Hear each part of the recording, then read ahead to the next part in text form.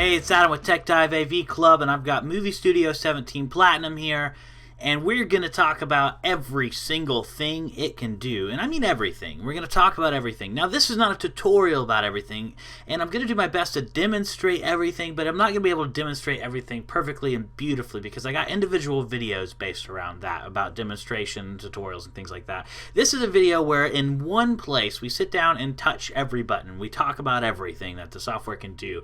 And historically, I always miss a few things when I try and do this. And so I've been learning year after year more and more the software can do. But if you notice anything I miss below, please let me know in the comments. And also, if you decide to buy this software, if you do it through my affiliates link, you'll still get the same sales or same actions like that. But it'll actually help out this channel a ton if you do it through the affiliates link. And that really means a lot to me. So thank you so much for doing that. I love this software. I've been a fan of it for years and years and years and years and years. And I will continue to be a fan of it because it just keeps getting better. And today we're going to talk about this new Movie Studio 17. So specifically though, a few things, we really got to cover this before we get started because a lot of people are going to be clicking on this video looking for this kind of information, and I have it. I have this information, but it might not be in this video.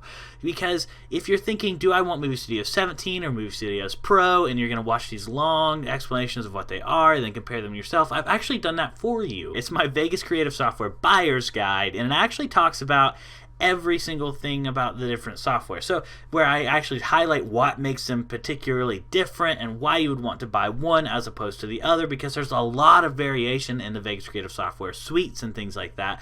And I really cover those differences. So if you're looking for that information, that's the video you want. If you're looking for like just a whole inclusive systematic study of the software where all the buttons are and everything, this is the video you want.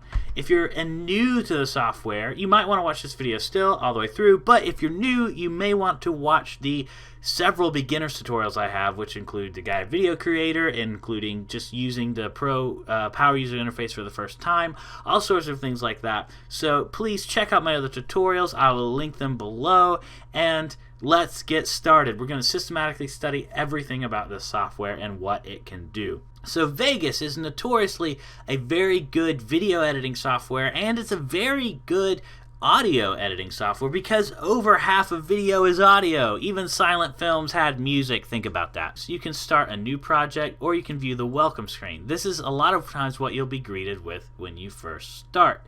If you look at the example project here, I'm going to open that up because that's actually got a whole lot of media to work with. But on the welcome screen, you also have other quick start guides. We have tall video versus widescreen video. So if you're super new to video and you have like a phone video that was filmed tall and you just want to edit that, this starts you with those presets. Otherwise, you select widescreen.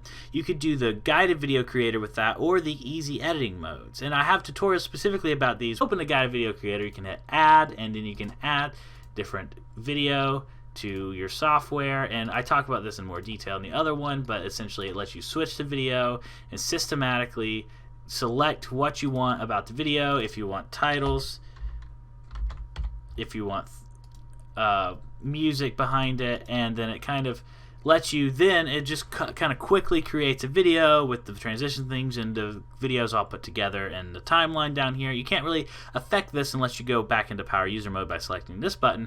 This is a quick way to get started if you're new to editing and you just want to put a couple of videos together. Boom, I'm already done. I got a title, and then I got two video things right there. I can watch it back by hitting play, and I can stop by hitting pause, etc. But then you can render this to a project or whatever, but we're not going to do any of that. We're going to go to Power User mode. And then that brings it back, the same project back into here. It's a very similar thing. When you go back to the welcome screen, you can get to the easy edit modes as well. And I'm not going to say any changes there. The easy edit mode is a very simple kind of thing. It does a very similar process, except it gives you a bit more tools than the guided video creator. I'm going to hit yes here. And it lets you put multiple clips down here. You can always add more media. These are things that I've made for earlier tutorials. You can swap them. Just little basic videos here. You can just swap the order they're in, and that'll swap the order. And then when you're ready to do things like that you're arranging media now, but you can add your text and titles, or then add graphical elements, add video transitions, and add effects. This is all through the dashboard. Do it through the dashboard. If you're new to editing and you don't want all the buttons available at one time, it reduces the amount of buttons you see at once. Power user mode is the way you're most likely going to use the software though. And so with power user mode, you can actually get rid of the dashboard if you want. And then this looks a lot like its big brother software, Vegas Pro. And in fact, the Movie Studios Platinum version can do a ton of what Vegas Pro can do. Now, there are some noticeable differences, and we'll talk about those a little bit along the way. But if you want to know all the differences, I highly recommend. There's a couple different videos of mine I want you to check out. I got them listed below. So obviously, you can open a new project by hitting open, and it's got all the keyboard shortcuts listed to the right, or close a project. And you can open more than one project at a time. So if you want to have multiple iterations of Vegas with different projects up, you can do that. When I say Vegas, I just mean this software series in general. So Movie Studio 17 Platinum is definitely a version of Vegas. So you can also save or save as, meaning that save as lets you name a new version of this project is simply duplicating it if you haven't saved as before. If you're saving as for the first time, you're creating the project. The project being this screen right here, all this stuff together that you're using to make a video. Make Movie is a simplistic option where you can actually go through and use this wizard to help you pick things about making the video. This is a great way to create and export a final video project if you've not really used to this, if you really don't understand what the word codec means or how it applies or what you do with it when you're done. If those things are still fuzzy to you, why you would pick these different things, I would highly recommend going to this wizard because it helps you understand those decisions and it breaks it down for you. Most people, though, eventually you'll get to the point where you start using this render as option. And with this render as option, you can actually render into a bunch of different codecs. Eventually, we're going to talk about what all these codecs are, why they exist, and more about this window in a second. And then here, you can go to add media. And so add media is just a quick way to add something more to your project media. So this is a project media window and these tabs here. But this is everything that you're using or can use in your project, whether you used it or not. And you can also get more media by Vegas Capture. This is the screen capture utility. I'm still getting mine set up right now. I will have a tutorial about this in the future, but this is where you can actually screen capture video and audio, which includes more than just the Vegas software. So it is actually a screen capture utility as well. There is more capturing you can do. You can actually capture video, both TV and HDV video. This is the old way. Some of you guys may have never seen this before, but this is the old method of importing video to Vegas with your DV or HDV cams. When you had that digital video tape, this is what you would do. Vegas would capture it and actually let you put it in here, and you could break it up into subclips, and you can even log what tape it came from and start and end points from the different clips. So super handy stuff, especially if you're an assistant editor trying to get everything set up for the guy who's going to get his name on the project. But it's a super good thing to have for the olden days, but it still exists. You can actually extract audio from CD, and it says I'm currently logged in without administrator privileges, so that feature might not be available. Interesting. But it actually will let you export music from a CD as well. So you do have that capability with Movie Studio 17 Platinum. Also, it lets you look at the properties of the project itself. We're going to talk about this in more detail. I actually have a video talking about how to set this up the right way. Right now, this is set up with some of the default ones, so we're going to talk about every single one of these project properties in just a second. But that is the entire project window, and if you hit here, you exit the project. So we're going to take a break from these right here, and we're going to talk about what we're actually seeing on the screen. We're actually seeing this is the preview window, and everything can be resized to look a different shape. This is the master audio bus. This is where all the audio, if I played it, I'm going to have it muted right now. But when I play audio, you can see it right there, and that's what it's for. So you can monitor your peaks and everything. If it peaks, you'll see information about that too. You can actually add master audio effects on the entire project here, and you can actually mute the entire project's audio as well, or change the entire audio project's output fader for the final piece. But this is the master audio bus. Here is the video preview window. It pretty much functions as the master video preview bus, because here's where you can actually go to your project settings again. And again, I'm about to pull these back up and talk about them some more. Trust me. And then this is where you can actually set it up to have a preview external monitor, so you can have a monitor dedicated to being your video preview. This is your video output effect. Essentially, you can add, there are several different ways to add effects, but you can add an effect on the entire project by applying it here, and then you can actually look at the way this default project already has a couple of added, some color curves and some saturation adjust on the entire project right here in this project chain. We're going to talk more about the effects chains in a second, but this is an effect chain. You can have 32 effects per chain, and that means every place you can add a video effect, which there's 4 different places, every place you can add a video effect means you can have 32 effects. So wait, 1, 2, 3, yep, 4 different places. So you can have 32 times 4. I'm not going to do the math live.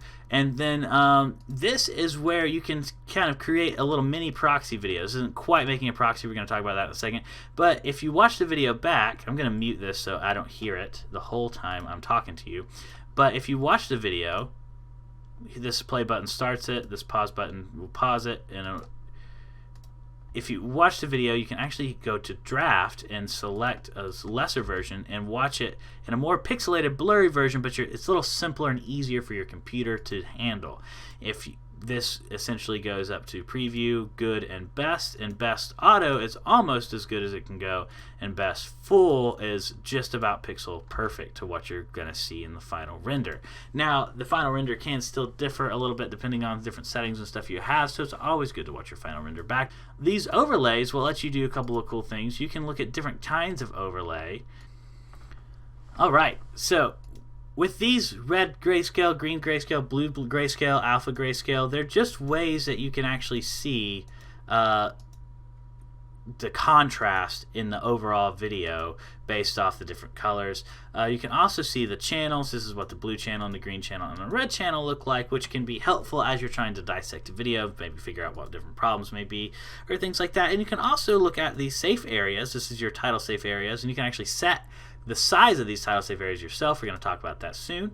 And you're going to look at a grid. And when it puts a grid on there, this helps you when you're graphic designing. If you're trying to make sure different words and text and fonts and everything stay the same amount of spacing from either side or from each other or things like that, this grid is what you want to turn on and off to do that. Copy snapshot to clipboard is a way to copy what I'm about to tell you to the clipboard. Now this is save a snapshot. That's actually a picture. It puts it right here. And I'm going to talk more about this thing I'm adding here, but it puts this picture into the project media from this shot. So I took a picture of that. So that's how to get a still frame from your project. Now this is just a JPEG, a quick JPEG. You can actually get full high-res renders of a picture of a frame out, and we'll talk about that in a minute, but that's just a quick way to grab a snapshot from your project. So the next thing, this is 360 mode for 360 editing. We don't have that available for us. But you can do that if you have 360 output selected in your project properties, which we're now finally going to talk about the project properties. So the 360 output is something really cool if you got 360 footage like drone footage and things like that, and you've got like a way to watch it in 360. And you can also turn on and off stereoscopic mode as well. That's really cool that Movie Studios has this feature, because it's usually the thing that's reserved for Pro. Pro has some more features like HDR quality and things like that. If you're looking for HDR, you'll need Pro, but with Movie Studios Platinum, you can still edit 360 video and apply effects to 360 video. That is pretty crazy and cool. So with these here, these are preset packages where you can actually create a template. Some of these are more modern ones, these 4K progressive frames. These are more modern than what you'll see in previous versions. But these are little presets that you can do for your project settings, especially if you're starting from scratch with nothing and you are going to be adding lots of different kinds of media. You can select what you want here, like for example 4K 30 frames a second, and you can customize these things. For example, how it's going to rebuild its interlacing if you have interlaced footage, the exact pixel ratio of things you want, whether or not it's got a 360 output, and the actual full resolution render quality, which you're probably going to want to set to best, but and its deinterlacing method, which you can set to none right now if you're not doing any kind of deinterlacing. And then you can save this, and because you made changes, it's going to ask that you rename it so you don't save over the original. So blah blah blah blah, and then you can save it right there. And then I'm going to save anyway because it is similar, but it's not the exact same. This is a new preset I've made, and I can pull these settings up whenever I want, and I can start all new projects with these settings if I want, and I can apply these to the current project right here if I wanted to as well. So you can go to audio and look, and it gives you the option for audio and 5.1 stereo. We'll talk more about 5.1 stereo in a minute, but right now we're just, sorry, 5.1 stereo, 5.1 surround sound in a minute. Right now we're going to stick with stereo, but you can do 5.1 surround sound editing, and we're going to talk about that. Up to 48,000 kilobits per second sample rate. That is a pretty high sample rate. That's very standard for cameras nowadays. What cameras tend to record at 44 or 48,000 kilobits per second. The bit depth is, you can choose 8 or 16. That's how much information you have for this kilobits per second. And then you can also hit the resample stretch quality. If you move the audio around that has to resample it, you can actually set this to best to make sure that it uses the most amount of data points to rebuild the audio when you stretch it. We're going to talk about stretching audio soon too. Hold your horses. So rulers. If you go to rulers, this is really just how you can change your timeline down here. Now we're going to talk about more this timeline more in a second, but with the rulers you can actually change the style of timeline to where you can use samples, or you can talk about the actual time, the seconds, the time in frames, absolute frames, measures and beats, and simply drop frame, these kinds of things too, which are very important if you're going into broadcast, is get this kind of exact drop frame thing right. And this is where you can select the kind of ruler you have on your timeline. The cool thing about measures and beats is you can actually select down here what your beats per minute are, how many beats you have per measure, and what gets one beat, whether it's a quarter note, whole note, half note, eighth note, 60th note, or 32nd note. This covers most areas of music right there, which means that for pretty much any single music project you can have an actual metronome generated that will show you the exact beat. So if you're editing a music video, if you're editing a lyric video, if you're doing any kind of video like that, you can actually edit on the beat instead of without guessing or looking at the audio waveform. So that's really cool that you can do that. So neat little feature there. This is where you put your metadata in. This is where you can change where it saves little things that make, so if it generates a file or something on the way, like if you're recording something or where you're putting some pre-rendered data, you can change where it saves those. If you go to your audio master bus, you can hit this audio settings and it just jumps straight to the audio tab here in your project properties, but it's the same thing as this, except this jump starts to the video properties. This being the master bus, you can actually hit this button right here and add an effect on the entire audio. So whether you want the whole thing to be pitch shifted up or down or whatever, you can do that to the entire audio track. We're going to talk more about adding audio effects in a second, but this is where you do it to the entire track, and you can mute the entire audio track and fade the entire audio track for the entire project. So now let's talk about the timeline. Finally, this is where you view and edit your media. You can do lots of things here. You can obviously restretch it to see more or less of it. If you hit tilde, you can shrink them all down, and hit tilde again, open them all back up. There is a preference where you can even take away or add back these little previews here, but I love these previews because it makes it so easy to see the clip that you're editing. Gives you an idea of what you're about to run into when you click over it with your cursor. This is your cursor. You can scrub through projects like this with your cursor. You can scrub through just by clicking. You can scroll in and out of your timeline with your mouse wheel, and you can also scroll in and out of your timeline with this little plus or minus button here in the corner. You can actually set your cursor position exactly, like if you wanted to go 0, 0, 0, 0, 30, 0, 0, boom, I'm right here at 30 seconds. Exactly. On the nose. Because I typed it in down here and I hit enter. So it'll also tell you where your cursor position is as you move it around. It'll tell you your exact cursor position down here. You can add more video tracks. For Movie Studio Platinum, you can add up to 200 video tracks and 200 audio tracks. That is not the case for Movie Studio 17 Standard, 10 audio tracks and 10 video tracks. But I think off the top of my head. But there's a significant difference. However, it does give you a lot in both of them to do in 200. 200 is definitely a lot. You can insert your video track like that, or you can just hit Control-Shift-Q and insert as many video tracks as you want, especially if you have some fun compositing stuff you want to do. Same is true with audio tracks. Just you can right-click and hit Insert Audio Track when you select an audio track, or you can just hit Control-Q to insert more audio tracks as well. And then you can have all the audio and video tracks you want. You can affect these tracks by going to the hamburger menu here. You can get all sorts of things. Now, track motion is something where you can actually change the entire crop of the track. Now, you can't change the 3D position of it. That's a pro-only thing.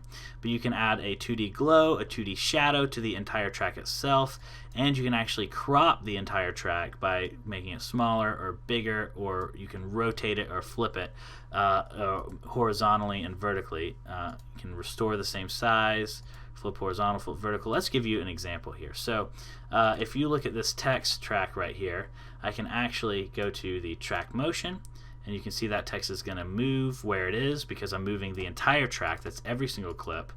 Or I can flip horizontal, and I'm flipped all the text horizontally. I can flip vertical, and now I flipped all the text horizontal and vertical and moved it around. You can zoom in, zoom out, all these things with this. And so I'm going to right click and hit Restore View, Restore Box, and there we go. Now we're back to normal here on this title straight, but you really get the possibilities with this. We're going to talk about keyframes soon, but you can also keyframe any of this information as well, which is pretty sweet and swell. If notice here it tells you all the information positions. You can table snapping, which snapping is just to make sure that it goes an even amount every time. Taking snapping off gives you more fluidity in where you place it. You can change prevent movement, or you can prevent aspect ratio changes and things with this X and Y locks and unlocks here. So ways you can manipulate your entire track and even keyframe it to have the entire track can have motion. If you double click it, it returns to the original spot. Again, we're going to talk about keyframes in a second. You can actually save these as a preset too. If you decide you make something and you liked what you did, you can name it and save it, and then every time you hit this drop down button you can select it again, so you don't ever have to redo the work of creating it. You can always just have it pre-canned done every time you open a project and you're ready to add it back. You can always go to compositing mode too. Now Pro has like 15 compositing modes and custom compositing modes. For this, all you have is source, alpha, and multiply mask.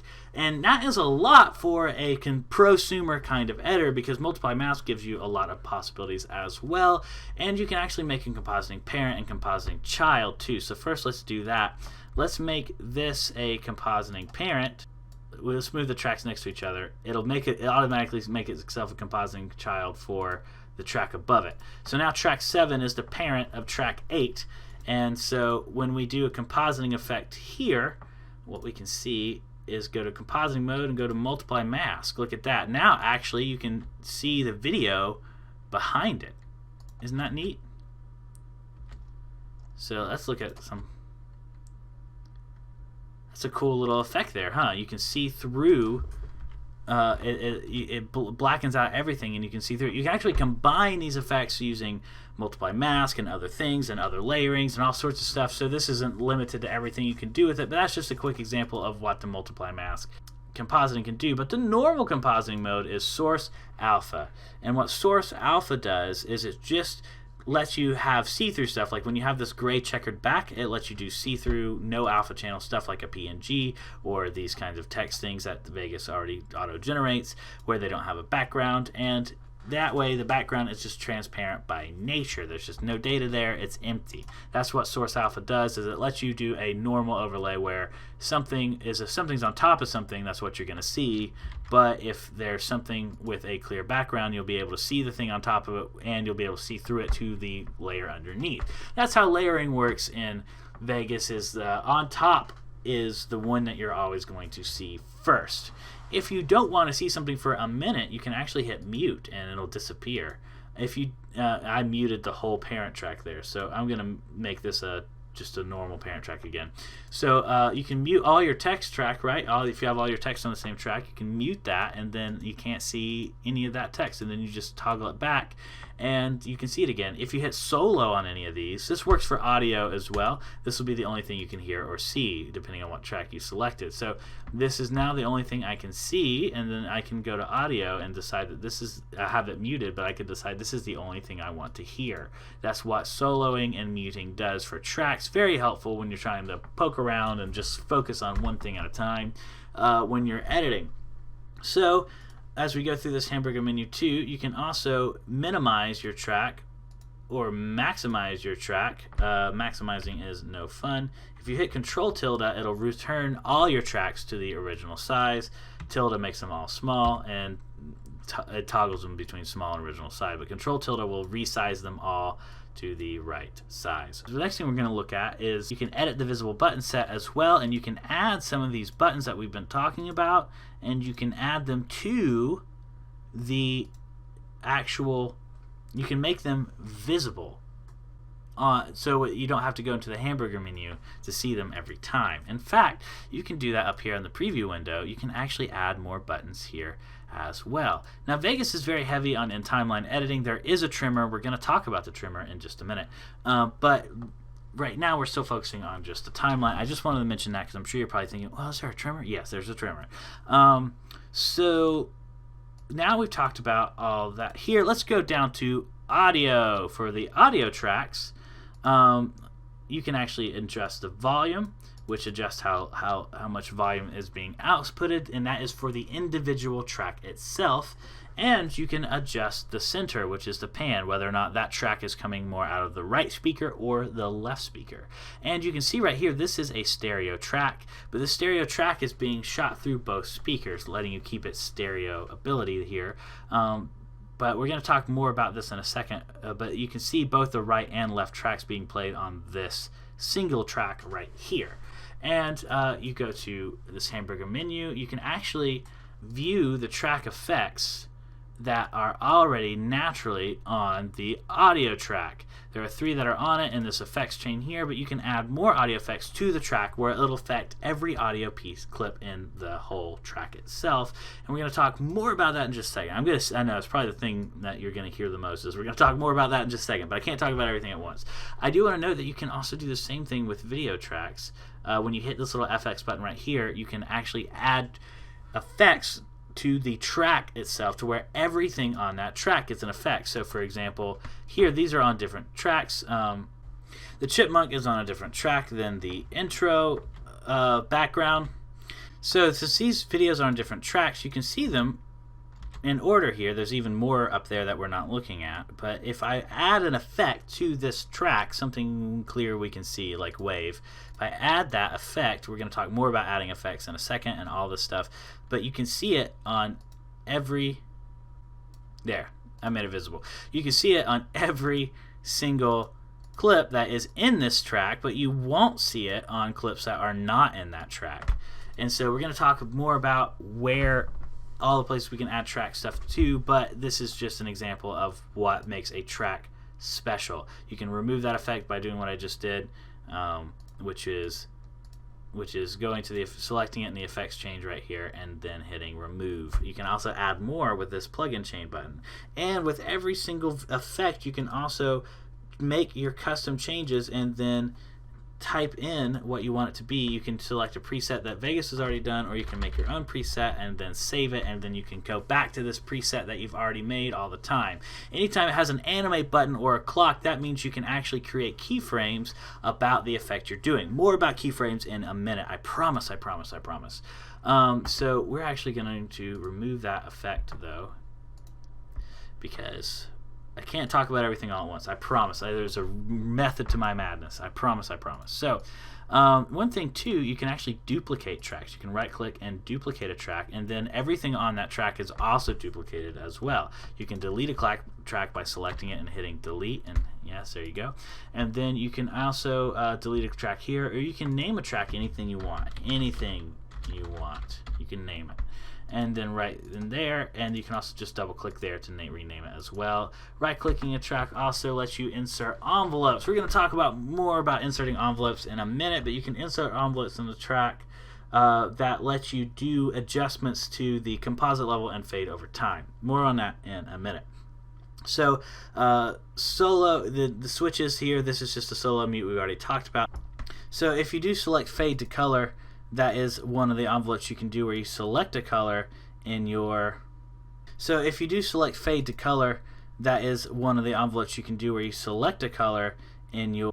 You can choose top or bottom to fade with, and for your fade colors you can choose which one you're fading up or down to, and then by just selecting here, and then it lets you pick a color out of the color picker wheel.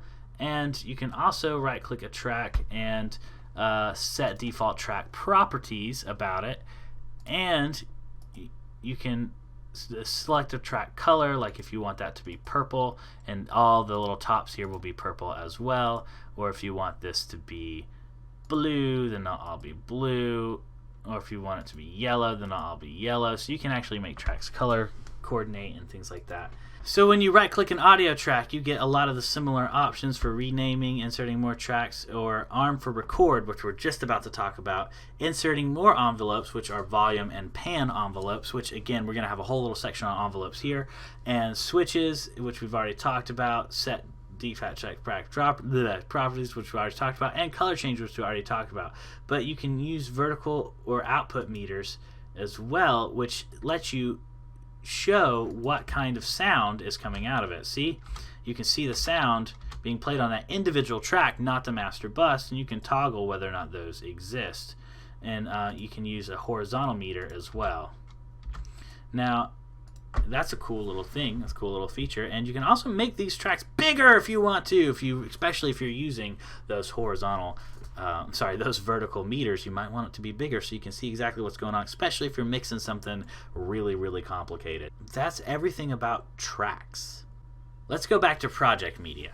So with project media, this is everything that's in your project. Vegas can play all sorts of things natively, and it can also play HEVC and AVC direct native from the timeline with GPU support, which is something that a lot of editors cannot do, but you can do that in Vegas. So how neat is that Vegas actually lets you do that? So the cool thing here too is you can just click and drag anything to the timeline that you want and anywhere that you want. If it's audio, you drag to an audio piece, and anytime you make something new, it appears in this project media. This is all the stuff that you can use in your current project. You can actually, with Pro, you can tag and title and do all sorts of fancy, cool stuff here. With Movie Studio Platinum, you can still do a lot. You can actually go to Custom Bins, and you can create a new bin. And then here, let's say animals, and let's make a custom bin for animals. And I can go to All Media, and then every time I see an animal, I can drag it in there. Let's see, that's a bear, that's an elk, there's a squirrel somewhere. Where's that squirrel? Here it is, chipmunk. My bad, not a squirrel. Boom. And so now if I click on this, I can just sort through my animals. And you can also create a search. You can search media bin, and you can actually create a search for names and name that contains, and I'm going to say name that contains bear, and then you can add multiple conditions for that, hit search, and boom, now I found the bear. I found the bear right there. And so if you have a ton of media, there's tools to sort through that. If you want to add more media in, not only can you click and drag from a Windows media, so if I wanted to take one of my little tutorials I'm working on and add it in here, I could easily do that. But then you can also just hit add media and open up the add media folder as well. You can also get rid of media by highlighting it and selecting this, and if it's going to get rid of it, something that's actually in a timeline, it'll ask you to confirm it. I'm going to say cancel, because I don't want to get rid of that. I just wanted to show you that was possible. Auto preview will go ahead and just show you that clip. So if you have this on, you can actually just go ahead and watch the video, the clips that you're looking at in the raw. How cool is that? I really love that feature. And then you can turn auto preview off if you want to be done with that and just look back at your timeline again here is you can change out if you list this, details, or thumbnails. Speaks for itself. This is how to search media bins, which I did with a right click earlier, but it's the same thing.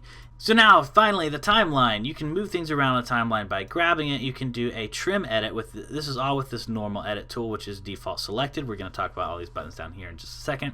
You can do a trim edit where you shorten a piece by just grabbing it and scrolling it out. If you scroll past it, it'll actually loop back to the relevant part, or if you keep scrolling, it'll loop back to the beginning here at the end. You can see a little notch there where that loop is. When you hit something, when you hit your cursor, it flashes yellow. If you hit another clip or line up with another clip, even on another track, it'll flash blue. That is to make sure that you know, that's called snapping, and we're going to talk about how to turn that on and off in a second. Snapping is something really cool because it lets you line something up frame for frame without having any little black pieces in it. If you want to, if you don't want it to snap, if you scrolled way out and you want to line this up but you don't want it to snap for whatever reason, you can hit shift when you're scrolling a media out, and it actually avoids that snapping right there. And it also avoids grouping. So things that are naturally grouped, like if this audio, let's go ahead and group two little shots together. Let's group this intro and this intro together. I'm going to hold control, and I can highlight them both, and I can move them both together. But what if I want to always move them together? If I just hit the G key, and you can actually right click and do this as well with the group, and it gives you a few more options. But I created a new group, and that moves them together. But if I just want to temporarily ignore the group, I can just hit shift, and I can ignore the group right there, and it can move it separately with the trim event, as opposed to if I didn't have shift on, it would trim them both together. Now that's just for the trim event to ignore grouping altogether. We're going to talk about that in just a second, but we'll leave these grouped for now. So again, you can highlight multiple things just by hitting control and clicking on the different clips. And we talked about moving around and scrubbing. You can actually scrub more with the J, K, and L keys, and hitting J, K, and L will actually speed up and slow down and pause your scrubbing. You can also scrub down here with this little tool. You can change the rate in which you're watching your project back.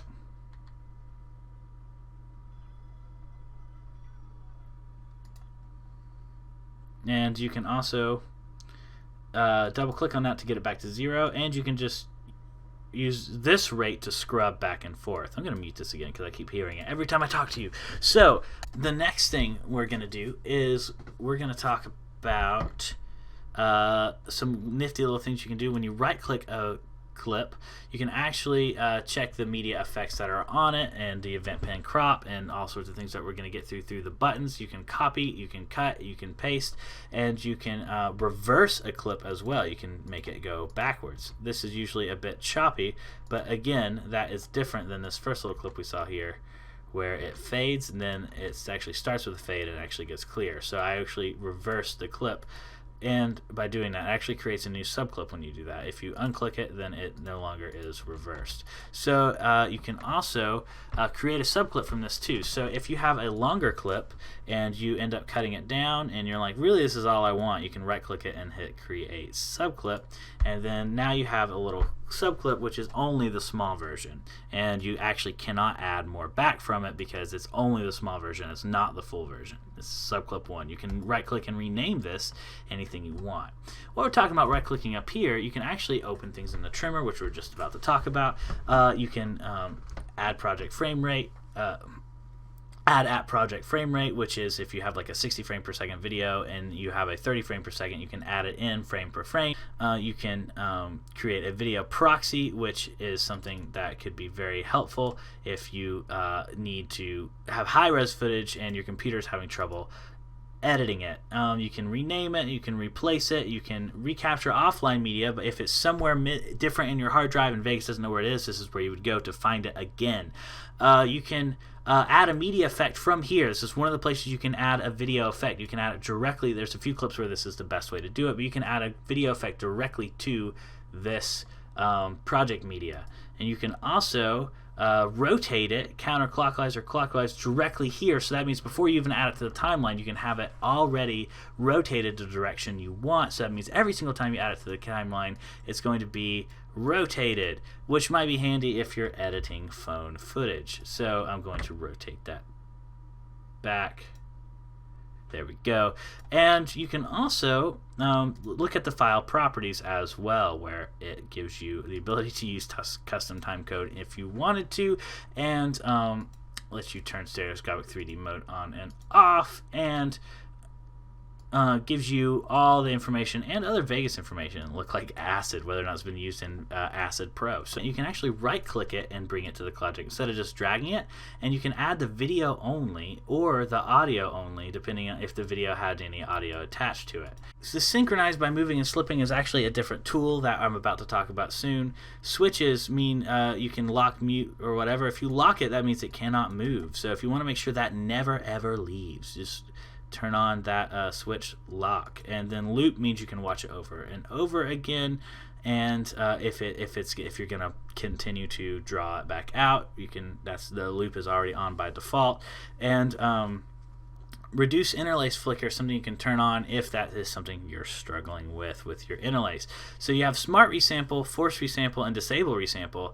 Disabling resample is something I would definitely recommend for your video. It makes it clearer usually. Resampling is great for interlacing and for mixing media types, but a lot of times if you've got this pre-planned and advanced, you actually want to take that off. So that's where you can do it. You can right click the clip and you can go to switches and hit disable resample. So that is an important feature right there. For the take, you can actually see the take. You can actually see that there's the elk, and there's also the subclip of this. This is where you look once we get in the trimmer, where you can see every related little piece of this thing if you want to take a look at that and swap the take. So you can swap takes right out there. So if you name a take, you can actually just go through the subclips, and then you can swap a take, and now you got a different take of the elk, which is for us the same take, but you got a different take of the elk, which means that you can if you have an actress who's got like 7 different ways she's read something, you can just swap through that and find the one that works best. So your rough cut doesn't necessarily have to have the best version if you got it all subclip correctly. If that didn't make any sense to you, don't worry about it. We're gonna keep moving. So there's so much to talk about. If you want to copy something, you can just hit Control and copy it too. That's another little shortcut. There are actually tons of shortcuts. I have almost every single shortcut available listed in a certain video. Here, if you hit this button here or hit Alt-G, you can actually toggle on and off your color grading abilities, which I think I talked about that already, but I'm going to say it again just in case I haven't. Anything you selected will add a color grading thing to it, and you can do it with your color curves, or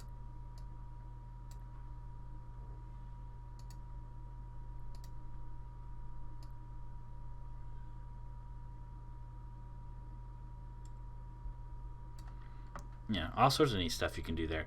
So Alt-G again, and then you can remove it. Now I want to look at audio again for a second. So with the audio, what we can do is we can actually right click, and we can actually change the channels to show only the left channel from the stereo, only the right channel, or we can even combine both of the channels that they're actually a mono mix now. And so all of that is possible with the right clicking audio, and you can also return it to normal, and you can also add an audio effect from here as well. And this is how you add an audio effect, either that or clicking this button. You can add an audio effect directly to any of these audio effects.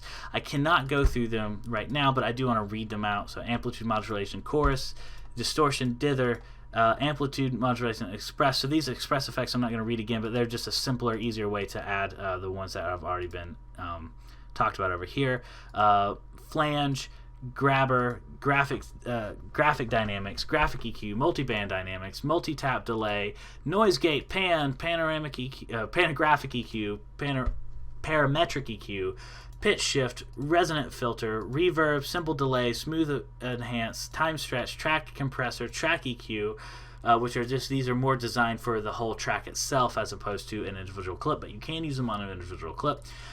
Track noise gate, vibrato, volume, and wave hammer sound. All of these are things you can add and then manipulate, and then like everything, you can add 32 of these on an effect chain, which means you can have 32 on a track, 32 on the clip itself, and 32 on the master bus. So that is all the different audio effects you can do, which is a ton, and not to mention the volume, and you can actually affect the gain. So just like I told you, you can fade things. So I didn't actually get there yet. So you can fade things by grabbing the corner and creating a fade, and you can actually right click the fades and change the fade type. Or if it's a crossfade, you can actually change the crossfade type, which is a lot more options. So for audio tracks, there's another way to capture media. You can actually go to ARM for record from the hamburger menu, and then it's going to pick a place where you're going to put your recordings, and you're going to hit OK. And then here your level windows pop up, and it's actually responding to my microphone. Now, you can change your microphone levels from your Windows settings, but when you're ready to record, you can actually just hit this button down here, and then wherever your cursor is, it'll start recording directly to the track. What I'm saying right now is being recorded to this track right here. And then I can hit the stop button, and then it says what you want to name it. You can rename it or delete them all in batch or whatever, and then you can hit done. And then you can listen to this and play it back. Now, if you were mixing surround sound, what you could actually do is go to your project settings, and this is, I told you to get back to it, and go to 5.1 surround sound, and then hit apply and OK. And then here it gives you each different speaker, and you can see more over here too. You have your front speaker, your rear speaker, your center speakers, and so your two front speakers, your two rear speakers, your one center speaker. See how they have two little output meters there? 1, 2, 3, 4, 5, 6 speakers all together. LFE is your bass channel, and you can actually directly mix things, audio, into these tracks right here, which are set up to come directly out of those speakers. But if you want a custom track, right here, this little surround planner, you can actually turn speakers off, that on or off, mute them, which you want the sound to come from, and you can use this to decide where the sound needs to sound like it's coming from spatially. So this is a great easy way to mix surround sound. So while we're talking about the timeline, you can actually click and drag and select a loop region. This loop region is handy for a lot of things, including rendering final projects, but if you select a little bit, it actually selects everything in there, and you can right click and you can create a loop playback where it'll play the same little piece over and over again for you. And you can scroll in and scroll out with this thing as well. This is your in and out points. This is how you can actually set for rendering. We'll talk about that when we get there. You can insert a region here, which if this is a region, then you can name this like Dude Throws Rock. And now I have a region called Dude Throws Rock, and I can jump to, there's shortcut keys that I can't remember off the top of my head right now that you can jump to these. I think maybe just hitting 3 actually selects the whole thing. I can select this whole region right here just by hitting the button 3, and now the whole Dude Throws Rock region is selected, and I can change these region sizes too by just moving them. So regions are handy for a lot of reasons, which means you can actually break up your timeline into more complicated pieces, and then just select them and render them out separately and things like that. How cool, how cool. So now you can unclick loop region playback, so that way it doesn't always have to loop it. You can select everything in it as well. You can select to grab bigger regions or things like that, but if you select this here, you can also render to a new track, which means you can grab something and it'll take audio, it'll take all the different video or all the different audio and bunch them up together, and then take all this little complicated piece right here and put it to a single video on a new track, which is ways you can combine things in the middle of production without necessarily having to do a full render out process. You can just put it right there on a new track, or you can selectively pre-render. Well, this is where you can select something and actually pre-render it to where you can see it crisp and clear how it's going to turn out in the final render before you're done. If you make any changes to a pre-render section, the pre-render disappears. It's just a throwaway file, a temporary thing that you can do while you're editing. Okay, so do you see that bear? We can do some things with that bear if we hit this button right here, which is the Event Pan Crop button, which we can also get to by right-clicking and hitting Event Pan Crop. In the Event Pan Crop, you can do things like we talked about with the track motion, and you can zoom in, zoom out. This is also where you can bake it. If you double-click it, it goes back to the center, and you can always hit default and go to different aspect ratios as well. One thing here too is you can bake in some letterboxing if you would like. You can just deselect X and Y axis, and you can have a little bit more control over the kind of zooming or cropping that you're doing. Now, all this to say, there is other ways to crop, many other ways to crop and zoom in Vegas. This is just one of them, and it is one of the more common ways you'll do it. This is how we can do basic animation. So let's go to the end of this clip and zoom in. So if we look at this little keyframe right here, again, it's not a tutorial, this is just a quick guide. This little keyframe versus this keyframe, you can see that it zooms in a lot. Now let's watch the bear footage. See, the way I have it working even creates some sort of a letterboxing effect too. So you can see the ability there. If I didn't want that letterboxing effect, I would need to actually have the X and Y locked when I zoomed in, and that would be a more standard zoom. See, so that is basics of animation. You can make as many of these keyframes as you want. You can also right click and flip horizontal, vertical. You can match output ratio, whatever you need to do. And this is always the first thing on the effects chain. I don't believe it counts towards the 32 effects, but this is always something you have option on every single clip that you put on the timeline, including text clips. So you can move and animate text with that, as well as the animation features in the actual text compositor. So we're going to talk about text more in a minute, but right now what we're going to do is we're going to talk a little bit more about the timeline. So let's say I want to move something and I want everything behind it to move. You can actually auto ripple it by selecting auto ripple, and you can boom, look at that. I move the entire timeline, including the events and markers, because I have all affected track, marker, and regions selected on this thing. That is a capability. Again, you can automatic crossfading is when we do this like slam and crossfade right there. If you want that, that's cool, but if you don't, then you can just turn off the automatic crossfade. You can turn off automatic snapping. You can insert regions, insert markers, lock events, split, trim, trim from start, trim from end, and delete, all with these buttons right down here. This envelope tool is used to add and delete, select, and move envelope points without moving events, and which is a way you can, when we talk about envelopes, we'll talk about this tool a little bit more. These are different editing tools, which the normal edit tool is what you'll be using by default, but the shuffle tool lets you switch things around really easily. So see the bear and the hiker shuffled right there. Then here is the slip tool. The slip tool lets you slip through, so you can see where the loop region is moving. If this was a longer clip, I'm moving where this clip starts and ends. I'm slipping the clip without changing the duration, which is what is cool about that.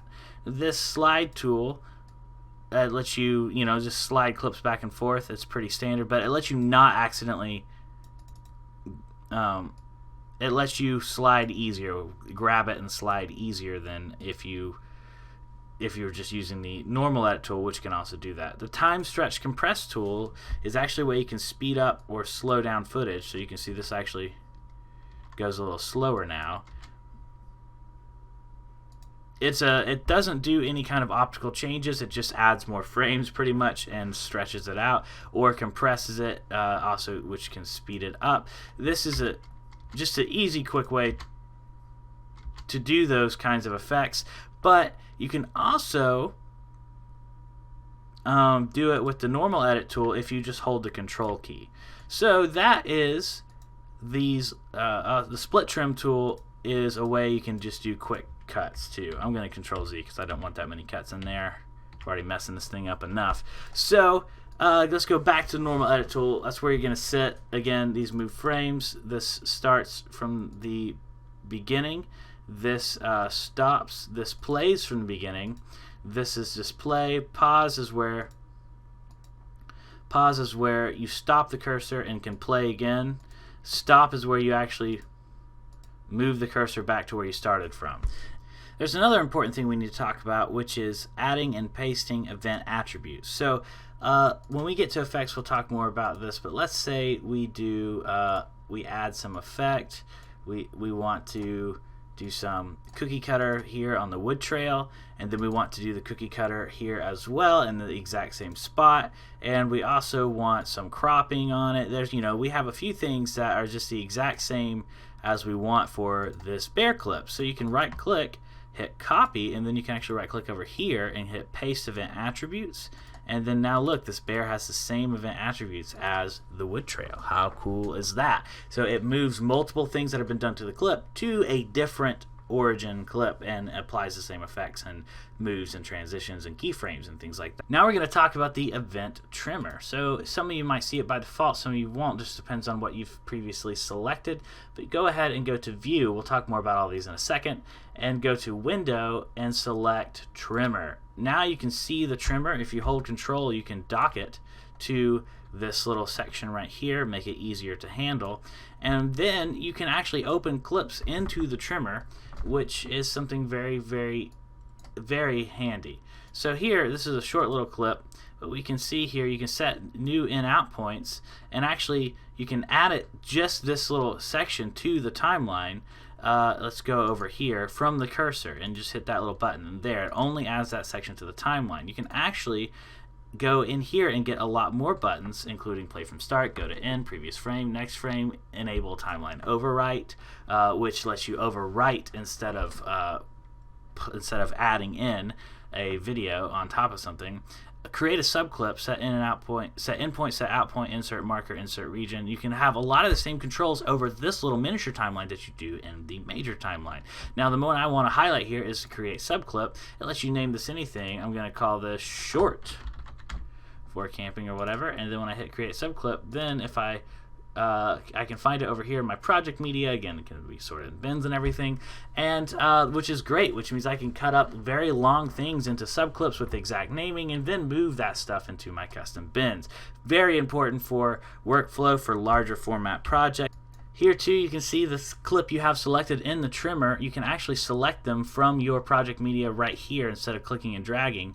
You can sort the trimmer history, delete the trimmer history, meaning all the things you've done in the trimmer. You can remove the current media from the trimmer if you're having trouble doing that. And then you can view just the trimmer on your external monitor instead of the video preview. So you can have a separate preview of the trimmer as well. How cool. So now we're going to go through tabs. If you hit the Explorer tab, you can see this is just your Windows documents. This is where you can easily find things without necessarily having to pull up the Windows Explorer. I don't mind pulling up the Windows Explorer, but if you do, a lot of people enjoy this kind of workflow, you have that option. You can get rid of any of these just by hitting X, and you can bring them back in the window, in the view window that we talked about earlier. Anything can be removed or brought back. All of these are keyboard shortcuts which can do it as well. So now let's talk about transitions. How fun. So wherever you have a crossfade, you can also have a transition. Let's look here. There's a crossfade. Let's make that a little bigger. So let's look at these kinds of crossfades here. You can see that they're pre-sorted up here in different types, and you can also favorite them. Like if you love the 3D blinds effect, you can find it right here in your favorites really easily. So if you have some go-tos, you can make a little go-to list instead of looking through all of these. But you can see everything all at once in the all plugins section, and this includes any third-party plugins and transitions and things that you've added. And you can see the third-party ones in this side here, which this one includes no third-party transitions. All of these are native to Vegas Pro. Vegas Movie Studio 17 Platinum. And so with these, you can the 3D ones are particularly create a 3D movement effect, which is great for such a cheap software to have these abilities. Look at that, that's awesome. And you can always do anything here, and you can animate any of these as well with the same animation tools that I spoke about earlier. This little button locks your event sync cursor anytime you have any kind of animation that you're doing. If you get to see this button, you can click it and make sure that it shows where you are in the timeline right here exactly. So if you're creating keyframes, you can click down here or up here and move your cursor in both places. If you don't want your cursor to move in both places, you can leave that unchecked and just go based off this timeline ruler right here. Anything you do or move creates a keyframe, so that means you can customize all of these yourself and change what and how they work to a very fine detail. And that goes for all of these. There's a 3D cascade effect, 3D fly in, tumble in, spin away, 3D shuffle, low light 3D shuffle. They can all be customized. Since I said every single thing you can do, I want to demonstrate all of these, and they're very well demonstrated here.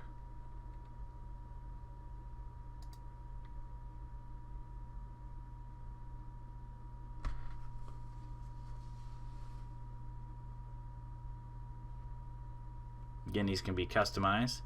Cross effect, all the customizations you can do there. Dissolve, lots of cool little ways you can dissolve clips into each other. And this is cool because it actually lets you do some compositing kinds of dissolves and stuff you would only expect from the Pro version. You actually have some of that ability here through the transitions.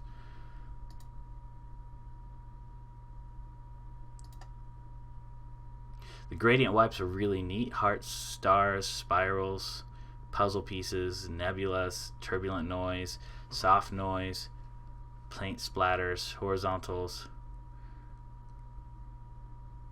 These are less customizable, but they still have customizability that you can do. You just can't change every single thing about them. For example, you can change like puzzle piece size and rate, I believe, but you can't like change how the puzzle pieces work. You can change the threshold, blend, horizontal flip, vertical flip, you know, things like that. And you can make presets with these as well. Anything that you can change, you can make a preset for. But there's a little bit less customizability with some of these than most of these other ones, which can be pretty. These can be extremely customized to the extreme of minutia. Linear wipes, page loops. To me, these are almost 3D. Page peels, portal rolls, portals. These are actually much more useful than you think, because they're actually a very kind of common effect when you customize them a lot. You can really get some unique looking stuff out of it, out of the portals, and you can do them very fast or very slow.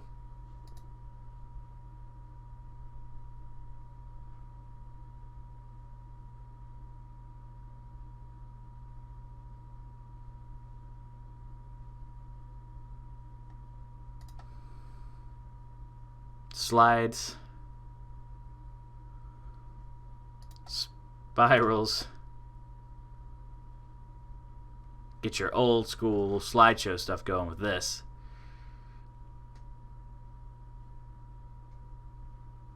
Splits.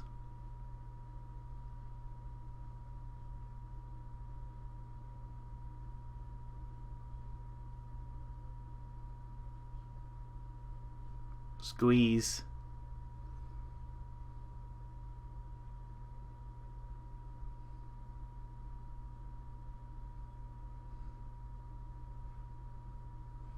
Star wipes. You gotta be careful with these. These can look really cool or really cheesy.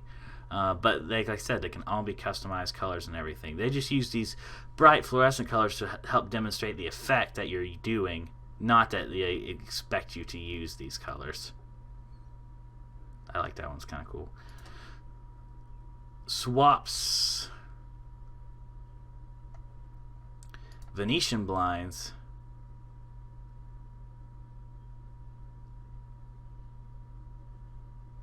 Warp flow. This is one we're going to particularly look at. This is a new one. And zoom transitions. So the warp flow transition is one where you actually morph into something else. You can use this to hide jump cuts. I have a tutorial about that. But you can see it's pretty neat. It inherited this from Vegas Pro very recently, and I like it. It's a great little effect, great new modern transition, something that we needed in the library. So let's look at video effects. Which one's a good one to start testing all the effects on? Let's go out here. Let's drop our buddy the elk. Actually, no, our hiker backpack buddy. Ooh, that one's already got some effects on it. So let's see. Hiker throws a rock.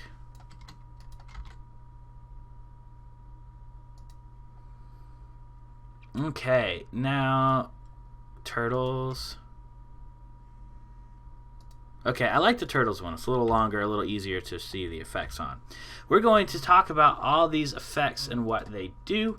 So the 360 stabilization is something you'll actually have to add in the project media, where you can right click and add an effect there.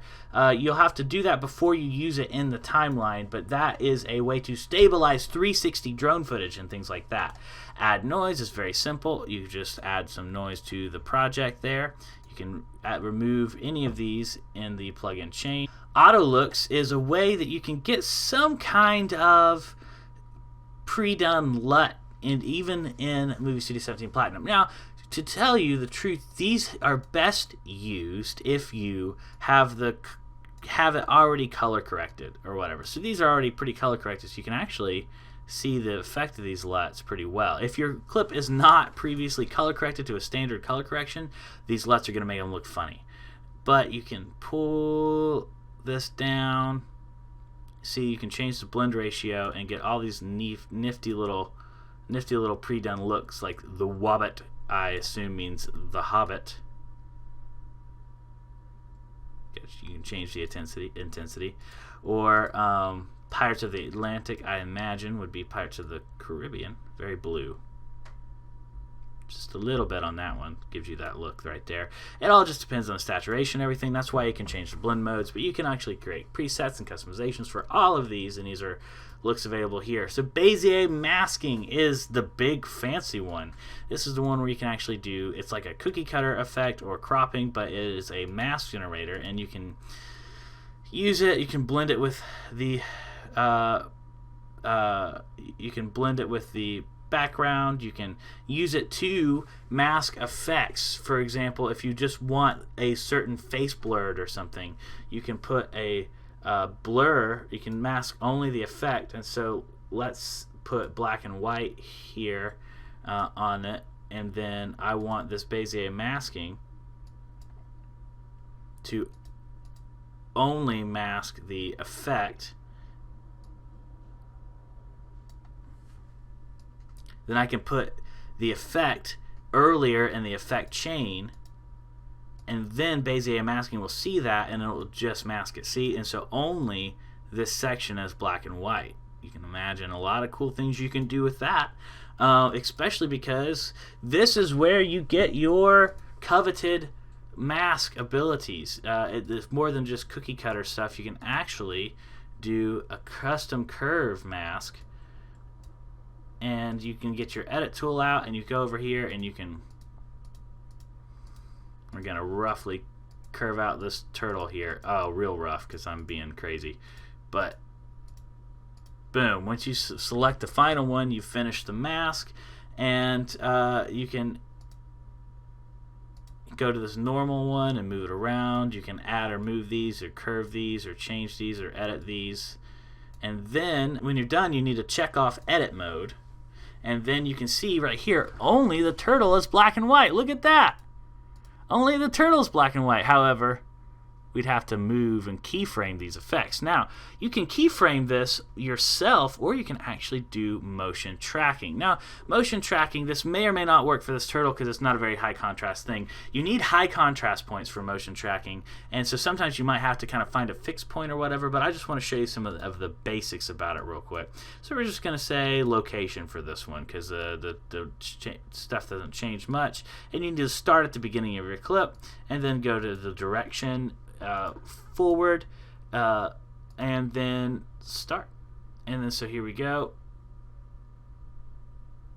Let's see how it did. Motion tracks a little bit with it, it follows it just a little bit. So like I said, that wasn't a good motion tracking example because you really need to kind of fix on a high contrast point, like maybe the turtle's face or something. But I want to show you what it does here. You don't have time to. I have a much more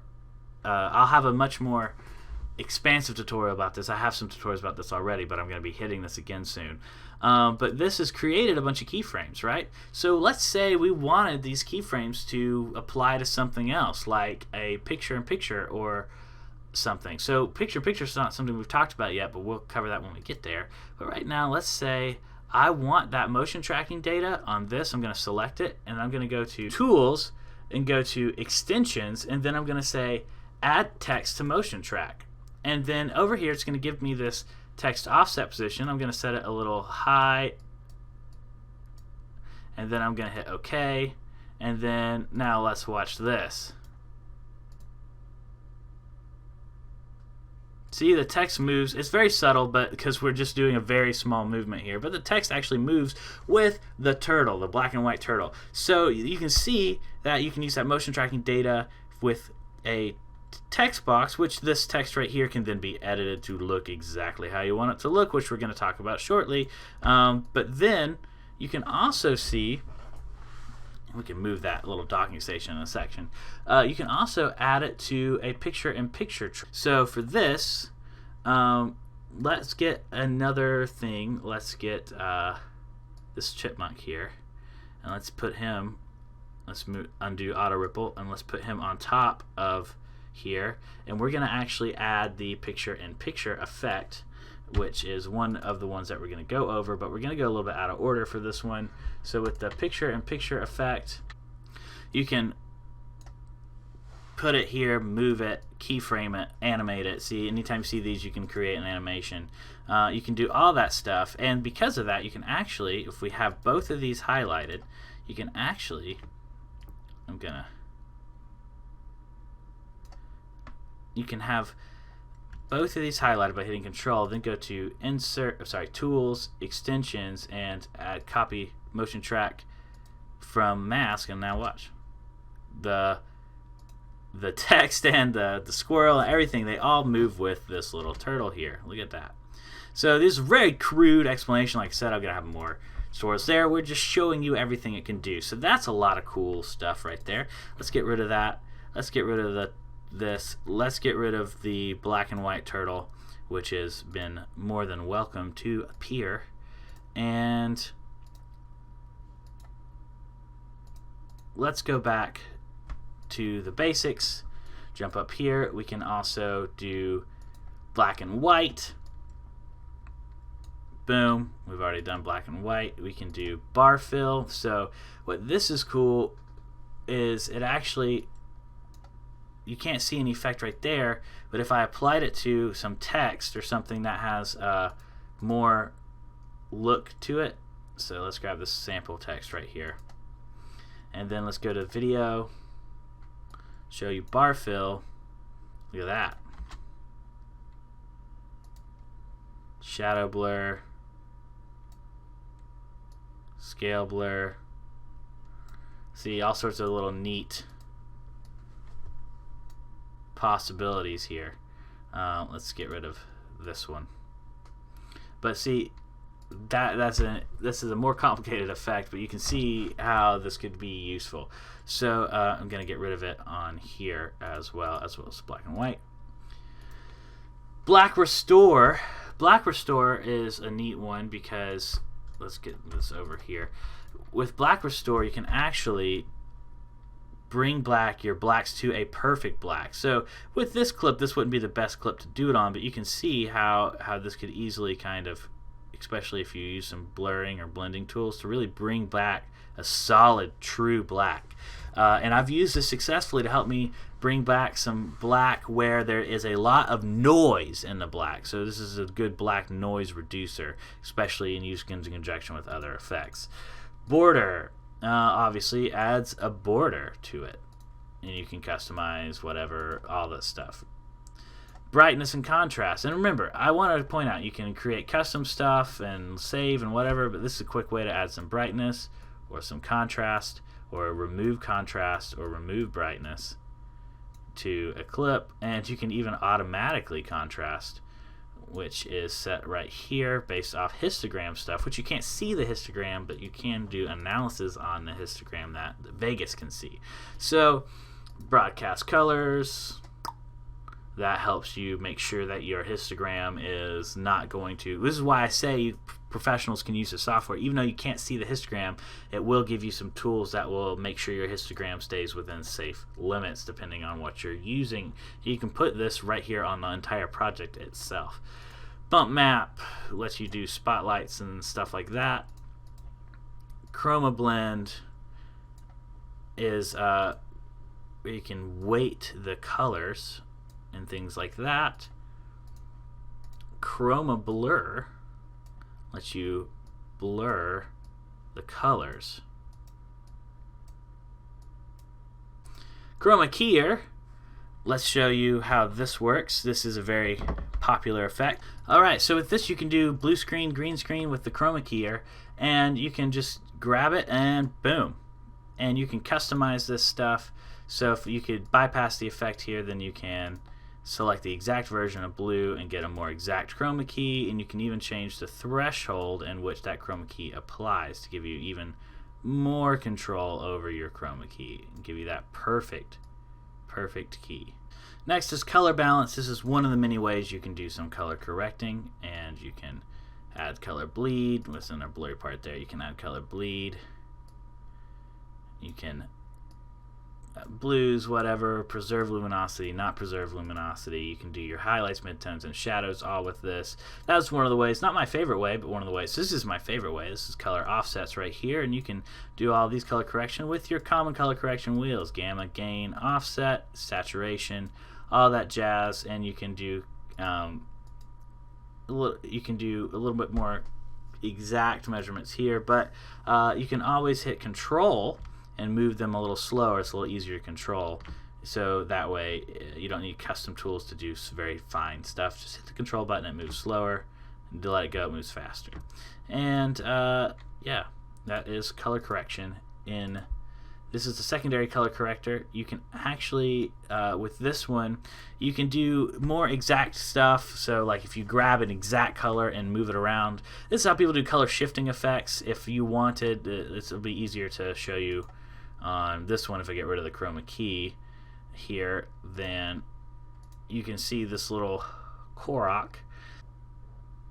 So now we've isolated that blue. Again, this isn't a tutorial. This is just a quick demonstration.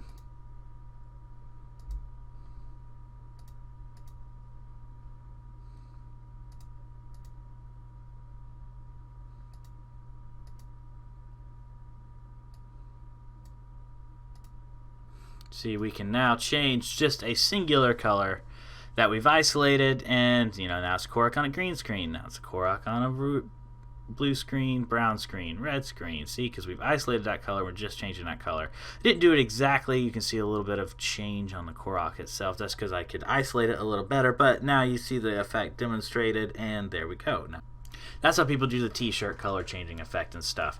So with the color curves, you can do more color correcting. This is another common way people like to do color correcting. You can even do inversions and stuff like that. Very helpful, very useful. Color match is how you can, color matching is where you can get a source image and try and pull a LUT from that, like a LUT-like thing. This is just a feature that you have. It's not necessarily going to be as good as a LUT, but it is a way you can try and match other cameras and things like that. So bump maps are cool. You can use bump maps for all sorts of cool things.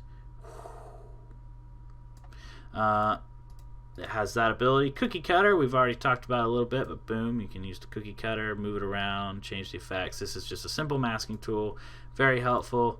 You can invert it and things like that, feather it, all sorts of good stuff. Cropping is just another way that you can create a crop of something, and obviously you can move this crop around. It's similar to picture-in-picture and the event pan crop, but is a more exact usage for it. So obviously cool things you can do there. Deform is ways you can just attack the image here. And dual fisheye stitching is a way to put 360 footage together. It's not going to look right on 2D footage, but it's what you use for 360 footage. It is helpful when editing 360 footage. Very old film look, boom, boom. You can customize this, anything you want, tint, grain, amount, particle types, hair, jitter, all that stuff. And you can be animated custom too. How high amount of control. Like I said, like pretty much everything has animating and presets, your custom presets and stuff like that. So you can do some film grain, which is, you know, a way you can kind of match some old film footage. Extreme blur, customizable, and everything else as well. Glow, where you can add glows, especially different color glows, like you can make the white glow more and things like that. That gives it that dreamy effect, that dreamy look. Gradient maps can imply gradients over something really easily.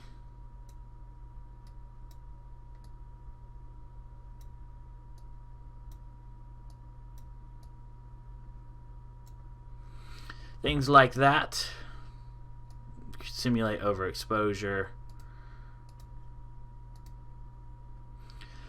HSL adjust, which is yet another way to deal with color, which involves in dealing with more saturation or more or less luminance. You can see here I can kind of desaturate this, but pop the luminance here, and it gives a more like daylight baked look.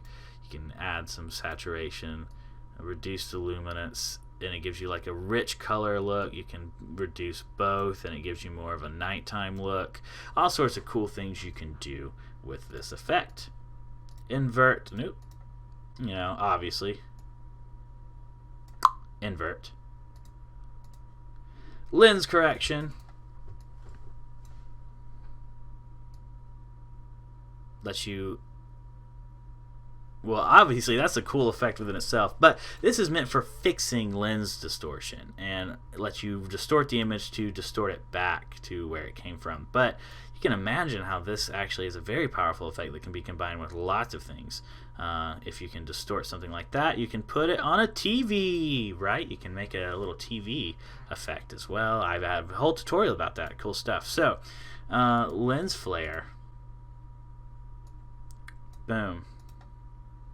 Make, move, customize lens flares. All these things can be animated. Custom presets, make your own presets, good stuff. Levels and all these, remember, they can all be combined and things like that. Boom, you can do all sorts of level stuff, so you can change your inputs, your output end. This is a common way to add some contrast back to an image. You can change your output end, your gamma amount. Ooh, see? Look at that. Really, that's a low saturation kind of footage, just high saturation kind of stuff. Good stuff. So, light rays.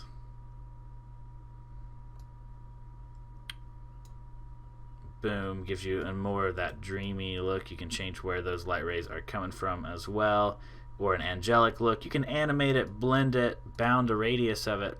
This is a good way to give a fake light look. For example, if you reduce the strength, you can actually use this to kind of help create a fake light generation look, like light's coming from a certain corner or something like that. You can even use this to do a makeshift cookie cutter or vignette. However, we do have more tools over here for those kinds of things. Linear blur is one more method to do blur. Mask generator lets you do all sorts of cool masks here. So, for example, with text, let's say I didn't have, this is just the easiest way to do it. The outline, let's say this outline color was black and thick, and so now we have a black outline of the text. I can do a luminance mask, and I can get rid of that black, right? You can see straight through it. I can invert the luminance mask, and now we can see straight through the text. It's just another masking tool, which is, again, what makes this prosumer and not consumer. media, so you, median, so you can change the median look of things. Look at that. Gives all sorts of fun little cool effects. If you layer this, like put this behind something, it gives a really good texture thing. So you can put your text in front of it. You can see how that could easily become something very cool to use in the right circumstance. Min max. Boom. Turtles under a microscope. Obviously can be customized, animated, everything else. If I say it can be animated, it's just because I'm pointing it out, but like more things can be animated than anything with a clock can be animated. I just can't get stressed out enough. Mirroring, reflection, super important, super helpful effect. Can also help you create some custom transitions and things like that as well. Newspaper, I don't see people use this often enough. It actually would create a bit background for a lot of things. You know, you can use it to help your text pop. You can use it as create your own custom transitions. Obviously can be used to really give like a kind of a texture look to things. Cool effect there. Picture in picture, we'd already talked about that. It can be motion tracked and things like that, but that's how you can layer things pretty easily, do multiple pictures per screen, stuff like that. You can see very quickly the cool things you can do there. Also can be animated. Max pitch punch. This is like your little Instagram filter here. Boom, boom. Obviously, a lot of things you can do with this effect, but it's got a time and a place. It is available if you need it. It's right there. Pixelation. Another cool texturing ability. Gives you that old video game look, or if you would like. Woo. It gives you a blurredness if you want. Again, you can use the pixelation with the pixelate people's faces with Bezier masking, stuff like that. Quick blur, boom. So quick blur adds just a little bit of fuzz and motion blur look to something. That's a way to get some kind of quick motion blur effect on something. Radial blur gives tons of options here. Tons of things you can do with this. Highlight things, move it around. All sorts of customizability. Radial pixel. Boom. Radiating pixels now. It's got like a pixelated water look with that one. All sorts of customizability you can do with that. Boost midtones, reduced oversaturated color, reduced noises. These, you can definitely say there's no oversaturation here, but if there were, we could reduce that or boost it, whatever we need to do with these presets, or make our own presets, animate it all, good stuff. So gonna remove that there. Again, and what makes it prosumer, not consumer, scene rotation. Another way you can flip things around, move it around. You can see how this could be helpful in 3D effects. It's helpful in a lot of things. Just gives you some ability to create Inception-like effects. It lets you kind of customize how things look or work. There's all sorts of texturing things you can do with that. Distortions you can make. Just a very open-ended effect. Sepia makes it look like old.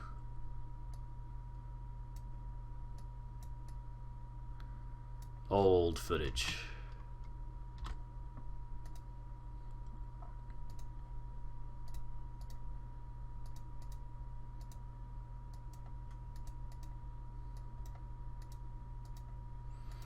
Sharpen.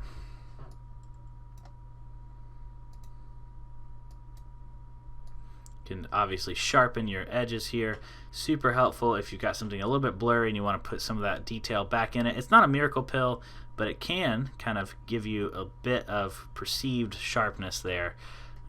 So these turtles look a little bit crisper. Now obviously using it on the blurry part creates issues, but using it on this part gives it a cleaner, crisper look than it originally had. See? Good stuff. Slow motion. Now this is best applied to the clip itself in project media, but we're going to apply it here for the We're going to do a fine result. We're going to analyze motion. It's going to render this clip out and analyze the motion, and this is going to automatically slow it down to half speed, which we're talking about slowing down turtles here.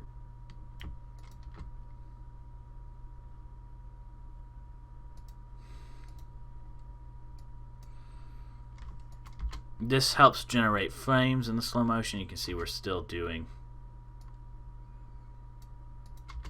in the blurred section there.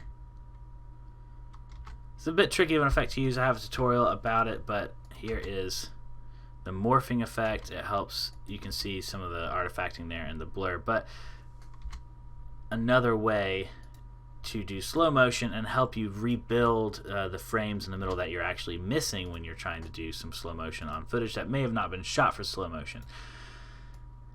Boom. Spear rise, obviously a helpful effect if you're trying to build special effects or something like that. Compositing. Stereoscopic 3D adjust, obviously useful for drone footage and things like that, and cropping.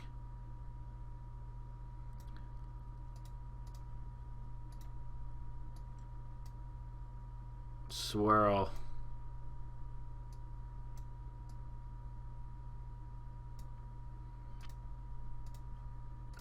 Threshold.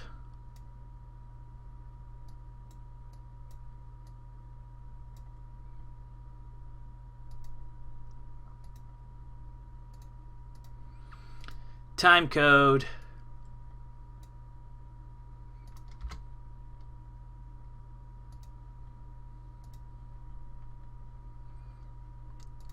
Tiny planet. Now this is a neat little effect with 2D stuff as well, because obviously now it looks like these turtles are walking on a little tiny planet, huh?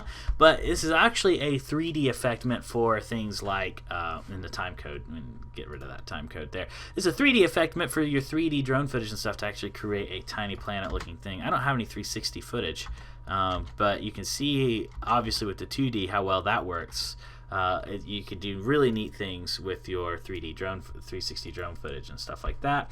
TV simulator obviously makes it look like it was on a bad TV. Super customizable, lots of different things you can do here with the TV effect. So let's go ahead and remove that. Let's remove the slow motion and let's do the unsharpened mask. Look at this. Boom. This is actually a way you can use this with some compositing effects. It can actually pull some of the sharpening back. It's a little bit tricky though, but it's another thing that makes it prosumer and not consumer. Video stabilization. You should use this on the clip in Project Media by adding it here. It is a complicated effect you have more control over in Pro. Let's find one where the camera moves a lot. Let's see. Let's go to this auto preview and let's look here. Camera moves a lot there. Camera shakes a little bit with the bear. The bear's perfect. So this is a lot of camera movement right there. That's going to be strugglesome. You're asking too much of this one, I think. But this one, little shake movement there, and we can definitely smooth that out. So let's go to this bear here. Let's right click and hit effect. And now we can add the effect we're talking about, which is the video stabilization. Add OK, and then stabilize. We're going to get a loading window, and then when it's done, you can see the kind of smooth motion or freeze motion stabilization. We're going to smooth motion the bear, and let's look at it in preview again. Let's pull it onto the timeline and see the effect. See, so look at that, how much stabler that looks. This is just with some of the basic stuff. With Pro, you have more things you can do, but still, this is pretty powerful. Again, what makes this a prosumer software? If we just look at the auto preview, see, shake. And now let's look at here on the timeline. Much smoother. Good stuff. Okay, so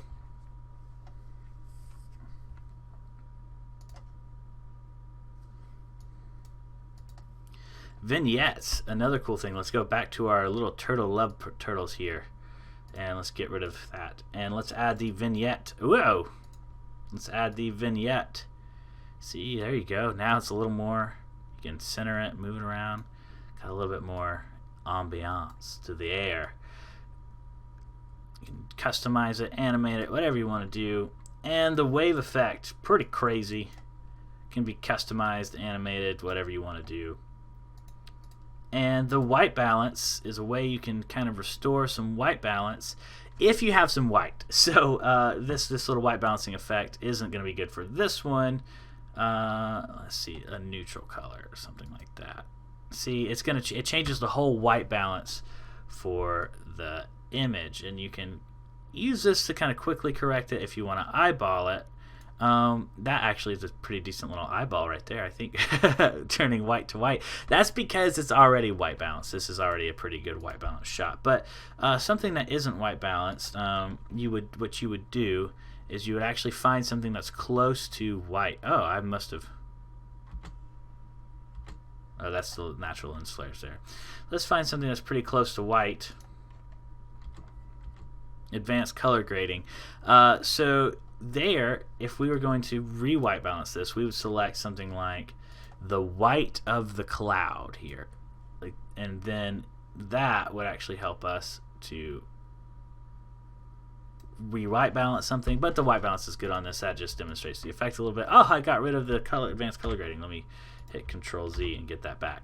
Okay, so the next thing, media generator. So now we've been hinting at this for a long time. Let's talk about everything it can do here. So let's go back to our friend, the stabilized bear. And he's now currently stable, don't worry. There's a checkerboard effect. Oh yeah, and I forgot you can do fades and transparency and stuff too. But there's the checkerboard effect, large tiles, small tiles, letterhead, horizon, green, great, fence, ridges, small tiles, all sorts of stuff there. Let you generate some pre-done. I'm going to move this over here.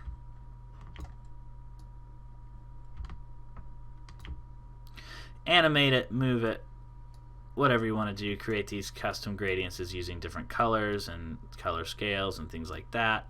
Obviously, you can overlay it and things, get some cool looking hipster stuff.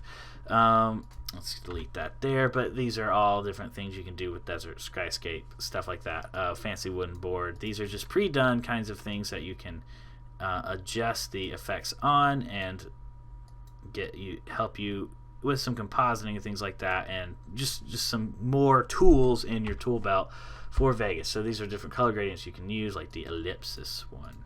See? So again, let's remove that. Credit rolls. These are throwback to back when these were popular, but very easy to do with Vegas. Get in here, type in what you want, replace that stuff, add as many things as you want, animate it yourself. Now you can make these. This is not the only way to do credit rolls. You can custom make them. That's just a quick way to do credit rolls. And you know what? Sometimes you don't want to sit there and work on something forever. Sometimes you just want a quick way to do it. Standard noise textures. What people don't realize about these is they can be animated. There's starry sky, starry night, stuff like that. But you can animate this stuff to where it actually moves and changes over time, because you can't. Let me show you. See, all this stuff can be animated. So if you're animating it over time, you can actually get something that moves and dances and changes colors even.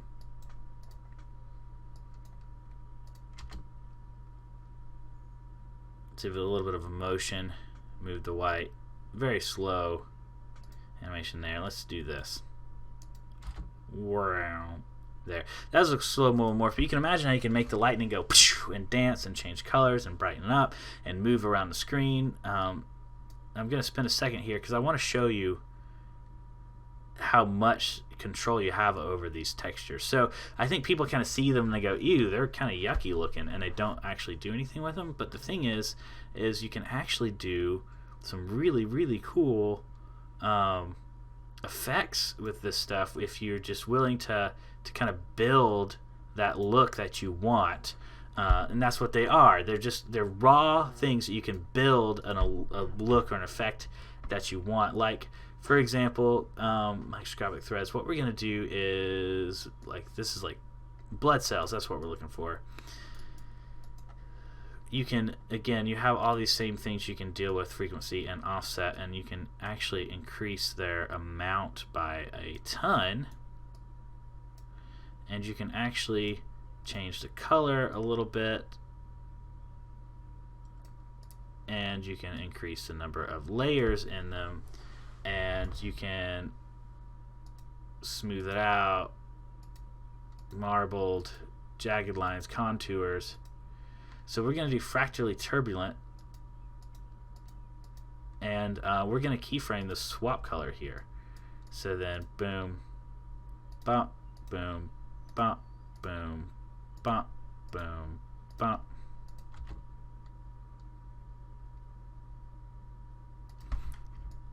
Go ahead and speed that up, put it over top of the bear here.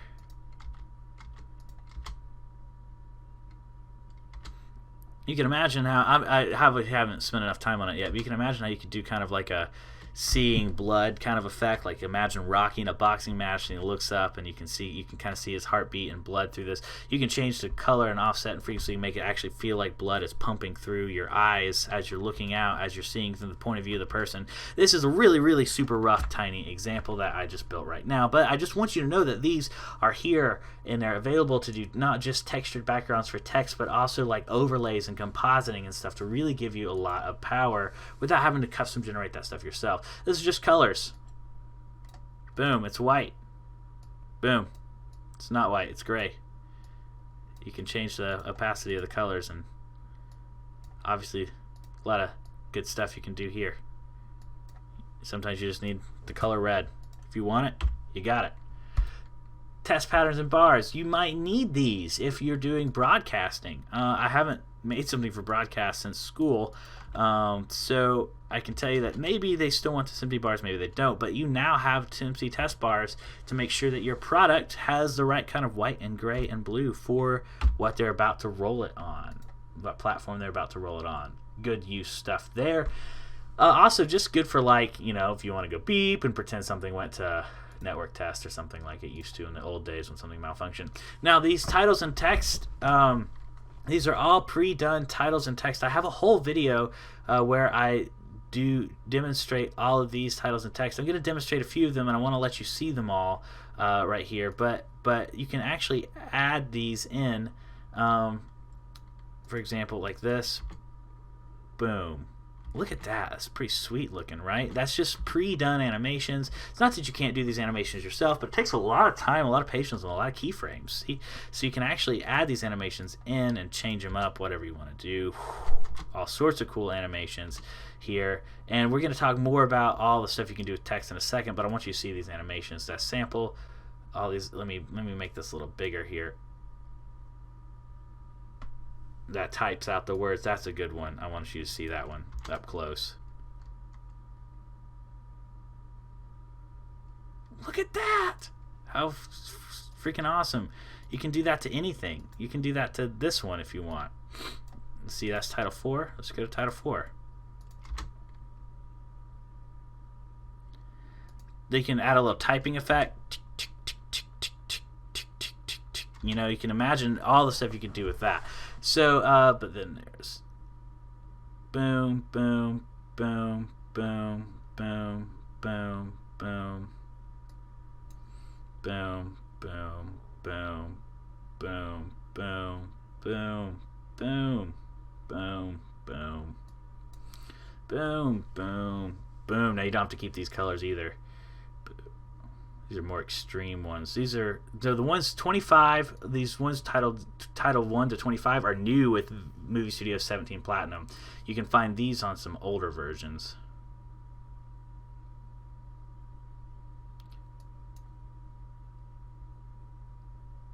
You can apply these to anything. Pop up and fly in are ones I use a lot.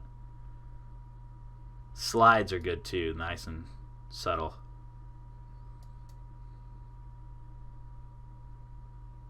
You can see why they use these bright colors, because they really want you to see what the effects do.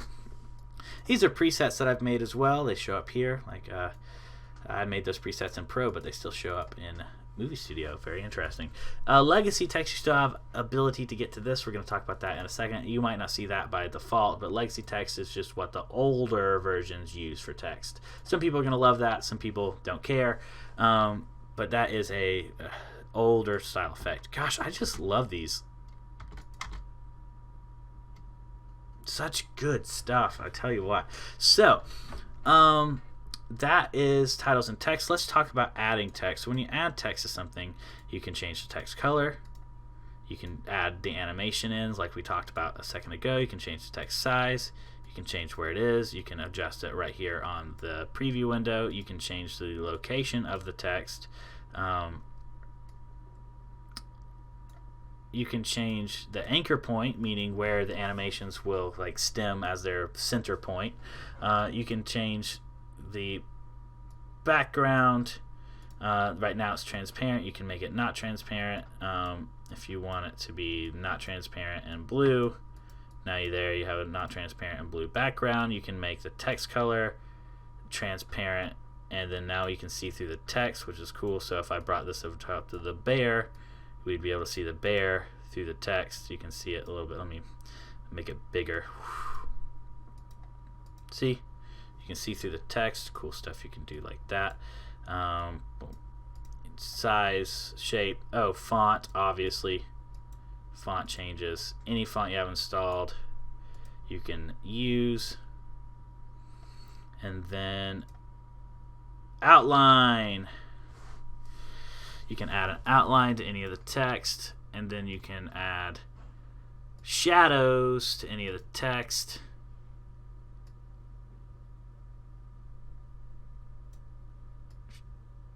Blurs to the shadows, all sorts of stuff. You can really have a lot of control of this. And look, see all those clocks? All this stuff can be animated as well.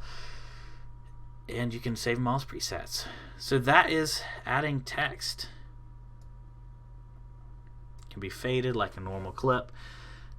That's almost everything. We haven't talked about envelopes yet. We got a few more things to talk about up here. We're just about done. Then we're going to talk about render. We've already talked about some of the editing tools. These are all just editing tools that are represented elsewhere in right-click menus and things like that, but you can get to them easy through this Edit tab. In View, this is really what you're talking about, viewing. You can organize your layout. You can create and save custom layouts, and you can actually reload selected layouts, and you can make shortcuts to make sure that you have different layouts for different things or different people. If you have different people using the same machine, they want different things, you can shortcut use and change the layout. So what changing a layout looks like, well, this is moving it to the default layout. But then you can also go to View, and you can go to Add and Arrange Media Layout, which is a quick way to timeline things. And you can go to View, Graphics Element Layout. You can go to View,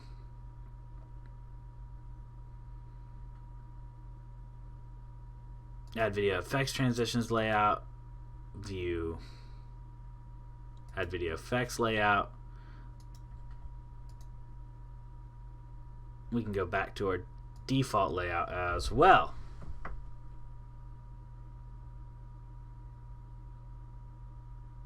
You can bring up different windows that don't exist. All these windows are being seen, but if you don't want it to be seen, you can remove it. And if you want to add it back, you just go to, like I just took away the little sound bar there. If I want to add it back, I just go to Window, and then I add it back with the master bus. You can add, by default you don't see the Device Explorer and the trimmer, but you can easily add those in. Extensions, this is where you can view extensions that you've added. Mix Preview Fader, this is where you can see your preview fader and your master, so that way you can change what you're hearing in your preview but not necessarily change what your master track is. That is an important little tool there. You can view your audio envelopes. They're right now all set to view. This is not where you add them. This is where you can see toggle whether or not they're being viewed, or you can toggle all envelopes whether or not you can see them or not just by Control-Shift-D or this little button right here. You can minimize all tracks. Boom. You can undo that if you want. You can also rebuild audio peaks, which means it'll re-render your audio peaks, which let me show you them. These are audio peaks. You can actually rebuild them. It'll analyze them and build them if you've made a lot of changes and you don't feel like this is accurate anymore. Never had to do that, but you can. It just rebuilt them right there. Audio envelopes. So now is where we're going to add audio envelopes here. So if we select that, we can insert a volume envelope, and here's where you can do audio ducking and stuff, where you can make it go quiet and then loud and then super loud and then quiet again, and you can see it'll go slowly quieter and slowly louder and slowly quieter, and you can keyframe this across time, across multiple clips, and you can do it each for individual track. And you can also do that with panning. When it comes to audio envelopes, you can add a pan envelope as well, and the pan one's red, and see, this is where that event envelopes tool, this is where you can accidentally not edit something else. You can just double click, add. You can right click on this too and add different kinds of fades, and we could flip to points. You can add points with a right click, gives you a little bit more control. But you can see here straight down, you can give all sorts of stuff. This is panning right to left speaker, but you can also you can do both of these at the same time, giving you a lot of audio mixing control. Similar thing too with video levels. So if you go to insert video envelope, if you have a video track selected, for example, let's go back to our old friend the bear. We can't see him because I covered him up. Let's bring him back. This is the one we've already screwed with a lot, actually, but let's mess with him some more. So let's get rid of this too. So if you want to go to insert video envelopes with that selected, you can go composite level or fade color. So composite level will change how much is how much you can see it through, how much is being composited, which was source alpha, changing multiply mask or source alpha. Obviously you can keyframe this as well. And so here, little fades and stuff. It's going to look very similar, but the video envelopes, we can fade to color. Let's add that to this track actually. So insert video envelopes, track fade color. So you can, that affects the whole track, what its color saturation is. So that is the envelopes and your ability to do audio ducking, things like that, adding tracks, adding text, things like that. Slideshow, so this is an important one. So slideshow is something that a lot of people don't know about. Let's go back to the normal edit tool. And we're going to go over here. We're making this timeline a mess, right? You can actually insert auto slideshows, which allows you to do auto claymations and things like that. Because you want to insert a slideshow, it pops up with this little window right here. You can add some pictures. Here's a bunch of crappy thumbnails that I've made. I'm going to grab some of these and then hit open, and then these pictures are in here now, and then I can go to settings, and you can make them have random overlapping effects and fades. You can make them go really fast or really slow, if you make them even go like frames per second. And so that is a way you can like do instant claymations. If you've taken a whole bunch of pictures for a claymation, you can drop them all on the timeline. You can start at cursor, which is what I want to do. They're going to start right here, and they're going to go to the track I have selected, and then I'm just going to hit create, and then boom. Actually, I hit start at 0, 0. I meant to say start at cursor, but that's okay. It started at 0, 0. You can see my little slideshow here. You can't hear the audio, but it's panning back and forth from where I've made the changes. Okay, so that was inserting a slideshow. Cool stuff. You can see all the different effects and things we've had are taking a toll on the seriousness you can take this project, because it's starting to look pretty loopy. But one thing I want to talk about is multicam stuff. So what you can do is actually synchronize events like they've been filmed from one camera. So we're going to go ahead and start a new project for this one. So now I've got a new project, and I've got 2 different clips here. You can do this with a lot more than 2 different clips, but what you can do is you can actually right click and highlight multiple video tracks, and you can leave the audio selected too, and then go to tools and go to multicam. Then you can synchronize the tracks, and so you can get these to actually align to their cursor where you want them. But once they're synchronized, then you can actually create a multicam track, and you can start doing multicam editing. So with multicam editing, there are ways you can sync things up and create a multicam track and then actually click on this to do the cuts, or even select the cuts with the... I'll have more info and a tutorial on this soon. I just want you to know it is available. As we're finishing up here, let's talk about some tools we haven't talked about yet. You can burn disk, you can burn the audio to a CD, and you can also lay out audio CD from events. You can clean up pre-rendered video, which means you can delete all the pre-rendered video you've had. And or this is where you can also selectively pre-render video, which is another way to do what we've talked about earlier here. With the tools as well, you can also do an advanced save where you set up a live save, or if you use a save backup, and where you want the temporary files to go, and if you want to clear all backups and stuff like that. You can really you can really customize how all that works there. You can also, with your options, you can quantize the frame, enable snapping, snap to grid, snap to markers, snap to all events, grid spacing, ruler format, automatic crossfades, ripple, lock events, ignore event groupings, slip all takes, loop playback, set up a metronome, bypass all audio effects, mute all audio, mute all video, and you can look at the preferences. With the preferences, I want to note here that you should really look through these and decide if you always want it to show the welcome screen when it starts, or if you don't. You can turn a lot of things on or off, whether or not it uses your GPU for different things, or whether or not your MIDI ports are available. These things might be really use power mode switching alert if that's something you want. These are all things that you can turn off and on and customize it with, and where you want your temporary folders to be. Here is where you can change your RAM of allocation to your preview window. I recommend upping it a little bit, but just be careful how much depending on what your system has available. If you have 4 gigs, don't touch it. If you have 8 gigs, maybe a little bit. 16 gigs, you can up it a pretty good amount. Really just depends on how much RAM your computer has to work with. Whether or not you have GPU acceleration turned on, all sorts of automatically creates proxies for Ultra HD media, use external video capture applications. Also, what your background colors are, what your active track and non-active track indicators are, what highlight that is. If you're colorblind, that's where you can make it maybe where you can see it a little better or a little worse depending on what you're looking for. Preview device, whether or not it's using your graphics card, which is what you're outputting your video through, or if it's using some sort of FireWire device, which is what tape decks and stuff used to use back in the day. So you can show your audio waveforms, metronome sounds. You can select a custom metronome sound. Cool stuff, right? You can decide what driver's handling your audio.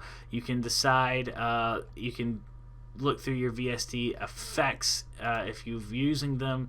You can customize how your scrubbing stuff works for your JKL scrubbing things. You can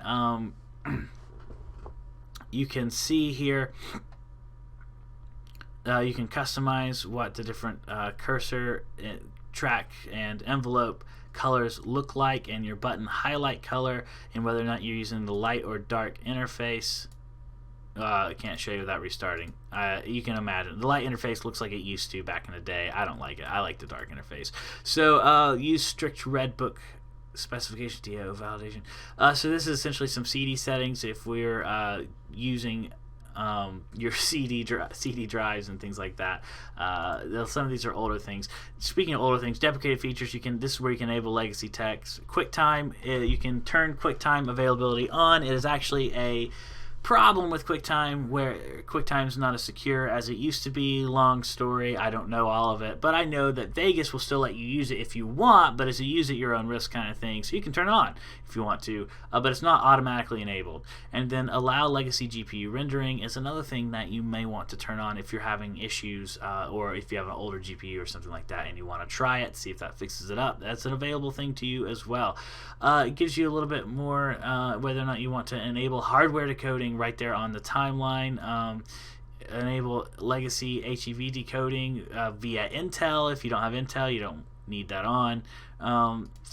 enable NKV Reader experimental. If you want to start working with that, they're obviously starting development on this enable NKV Reader as well. So that if you're using that codec, and you can apply these things and turn the log radius and renders on and off, and look at all that stuff. That is a lot of things in the options there. Now you can also use the what's this function. You can click on something and it will bring up a little thing that tells you what the documentation says about what's this. And one day I'm going to read all this, just so I know. I want to know everything, so I'm going to read it all, but not right now. That's also the show me how. That's the same thing.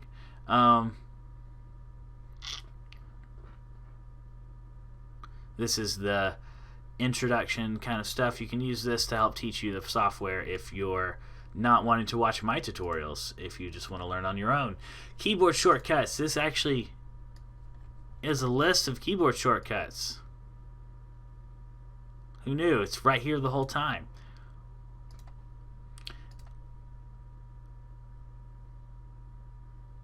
Show me how. Check for software updates is how you can do that. You can see if there's any current software updates available. It's currently checking. Give it a second.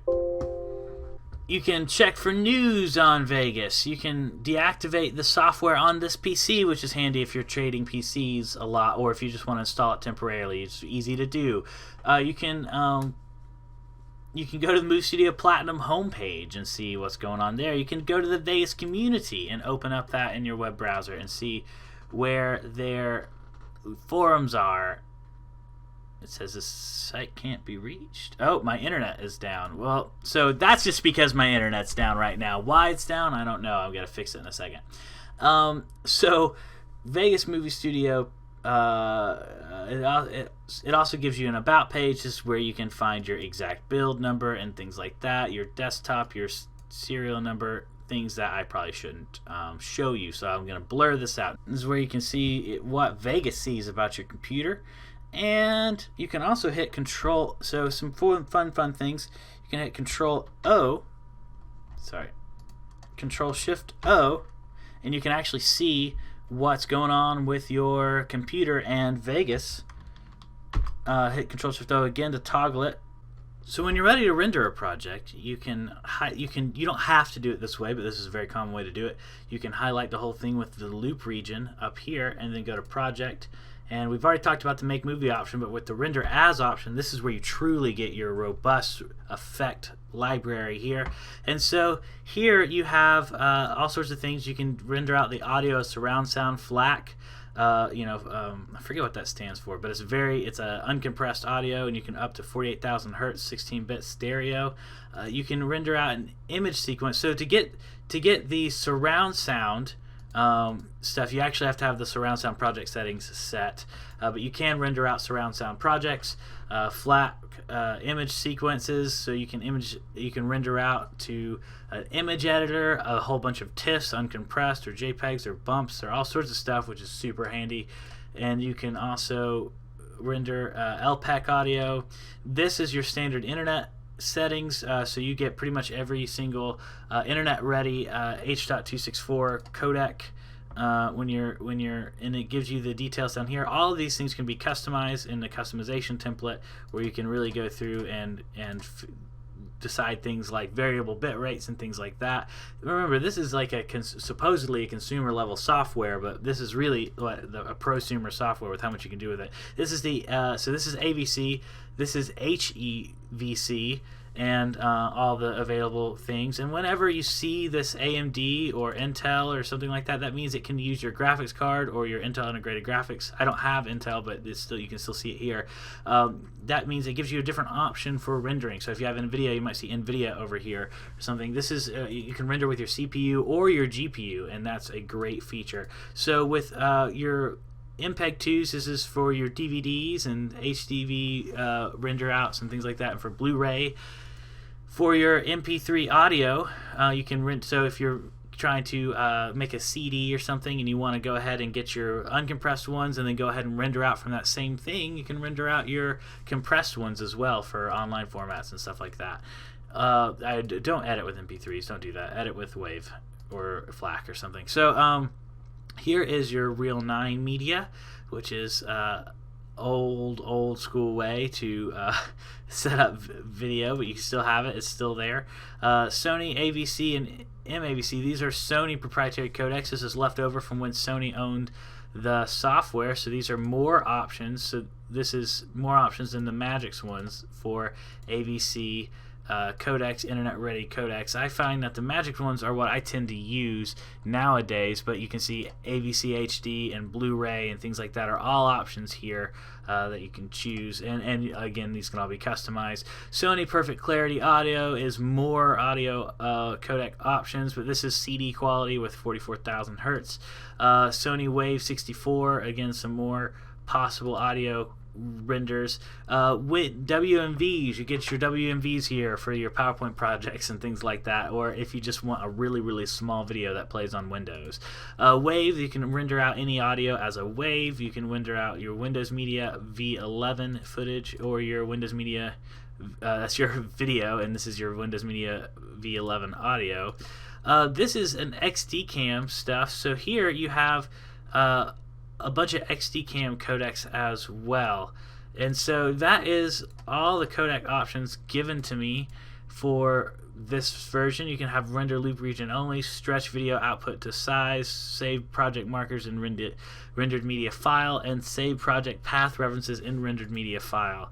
You can also change what location, you can change what you name it. It'll give you the estimated disk size as well for whatever it is you're selecting, and well, depending on if it's a video or not, estimated file size. And there you go. And you can also tell you more information about the plugin itself if you need to look anything up about how it works or something like that. So there you go. That is rendering. And you can also you can create filters, and these filters will definitely help you decide on what codec you want or look through them better. They just show less information depending on what matches your product settings or whatever you select here. So, and you can also favorite them too. If you use one over and over again, you can favorite it and make it really super easy to find, or you can even just show your favorites only. So that is rendering in the render as function in Movie Studio Platinum. Alright, so that's every single thing Vegas Movie Studio 17 Platinum can do. It is awesome. I love it. I have reviews on it. If you want to know the differences, you can see that. You want tutorials, you got that. You want Udemy courses, you got that. Just check the links below, people. If you want all the keyboard shortcuts, you got that.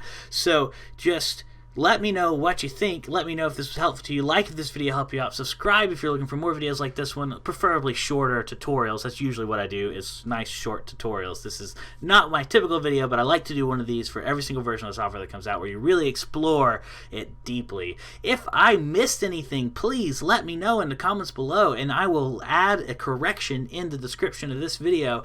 The video is always called Every Single Thing It Can Do. Well, almost. And it's not because I didn't try to touch every single thing it could do, because I'm always sure there's a little something I missed that's important to somebody, and I want to know about it. So thank you so much for watching. Oh, one thing I didn't talk about, a little note here. You can actually use this little button and highlight multiple things at once, and then move them all together. Look at that. Cool. Another thing. So thank you so much for watching. Subscribe if you're looking for more. If you want to buy the software, please buy it through my affiliates link. That helps out this channel a ton and is no extra cost to you. Thanks for watching. I'll see you next time.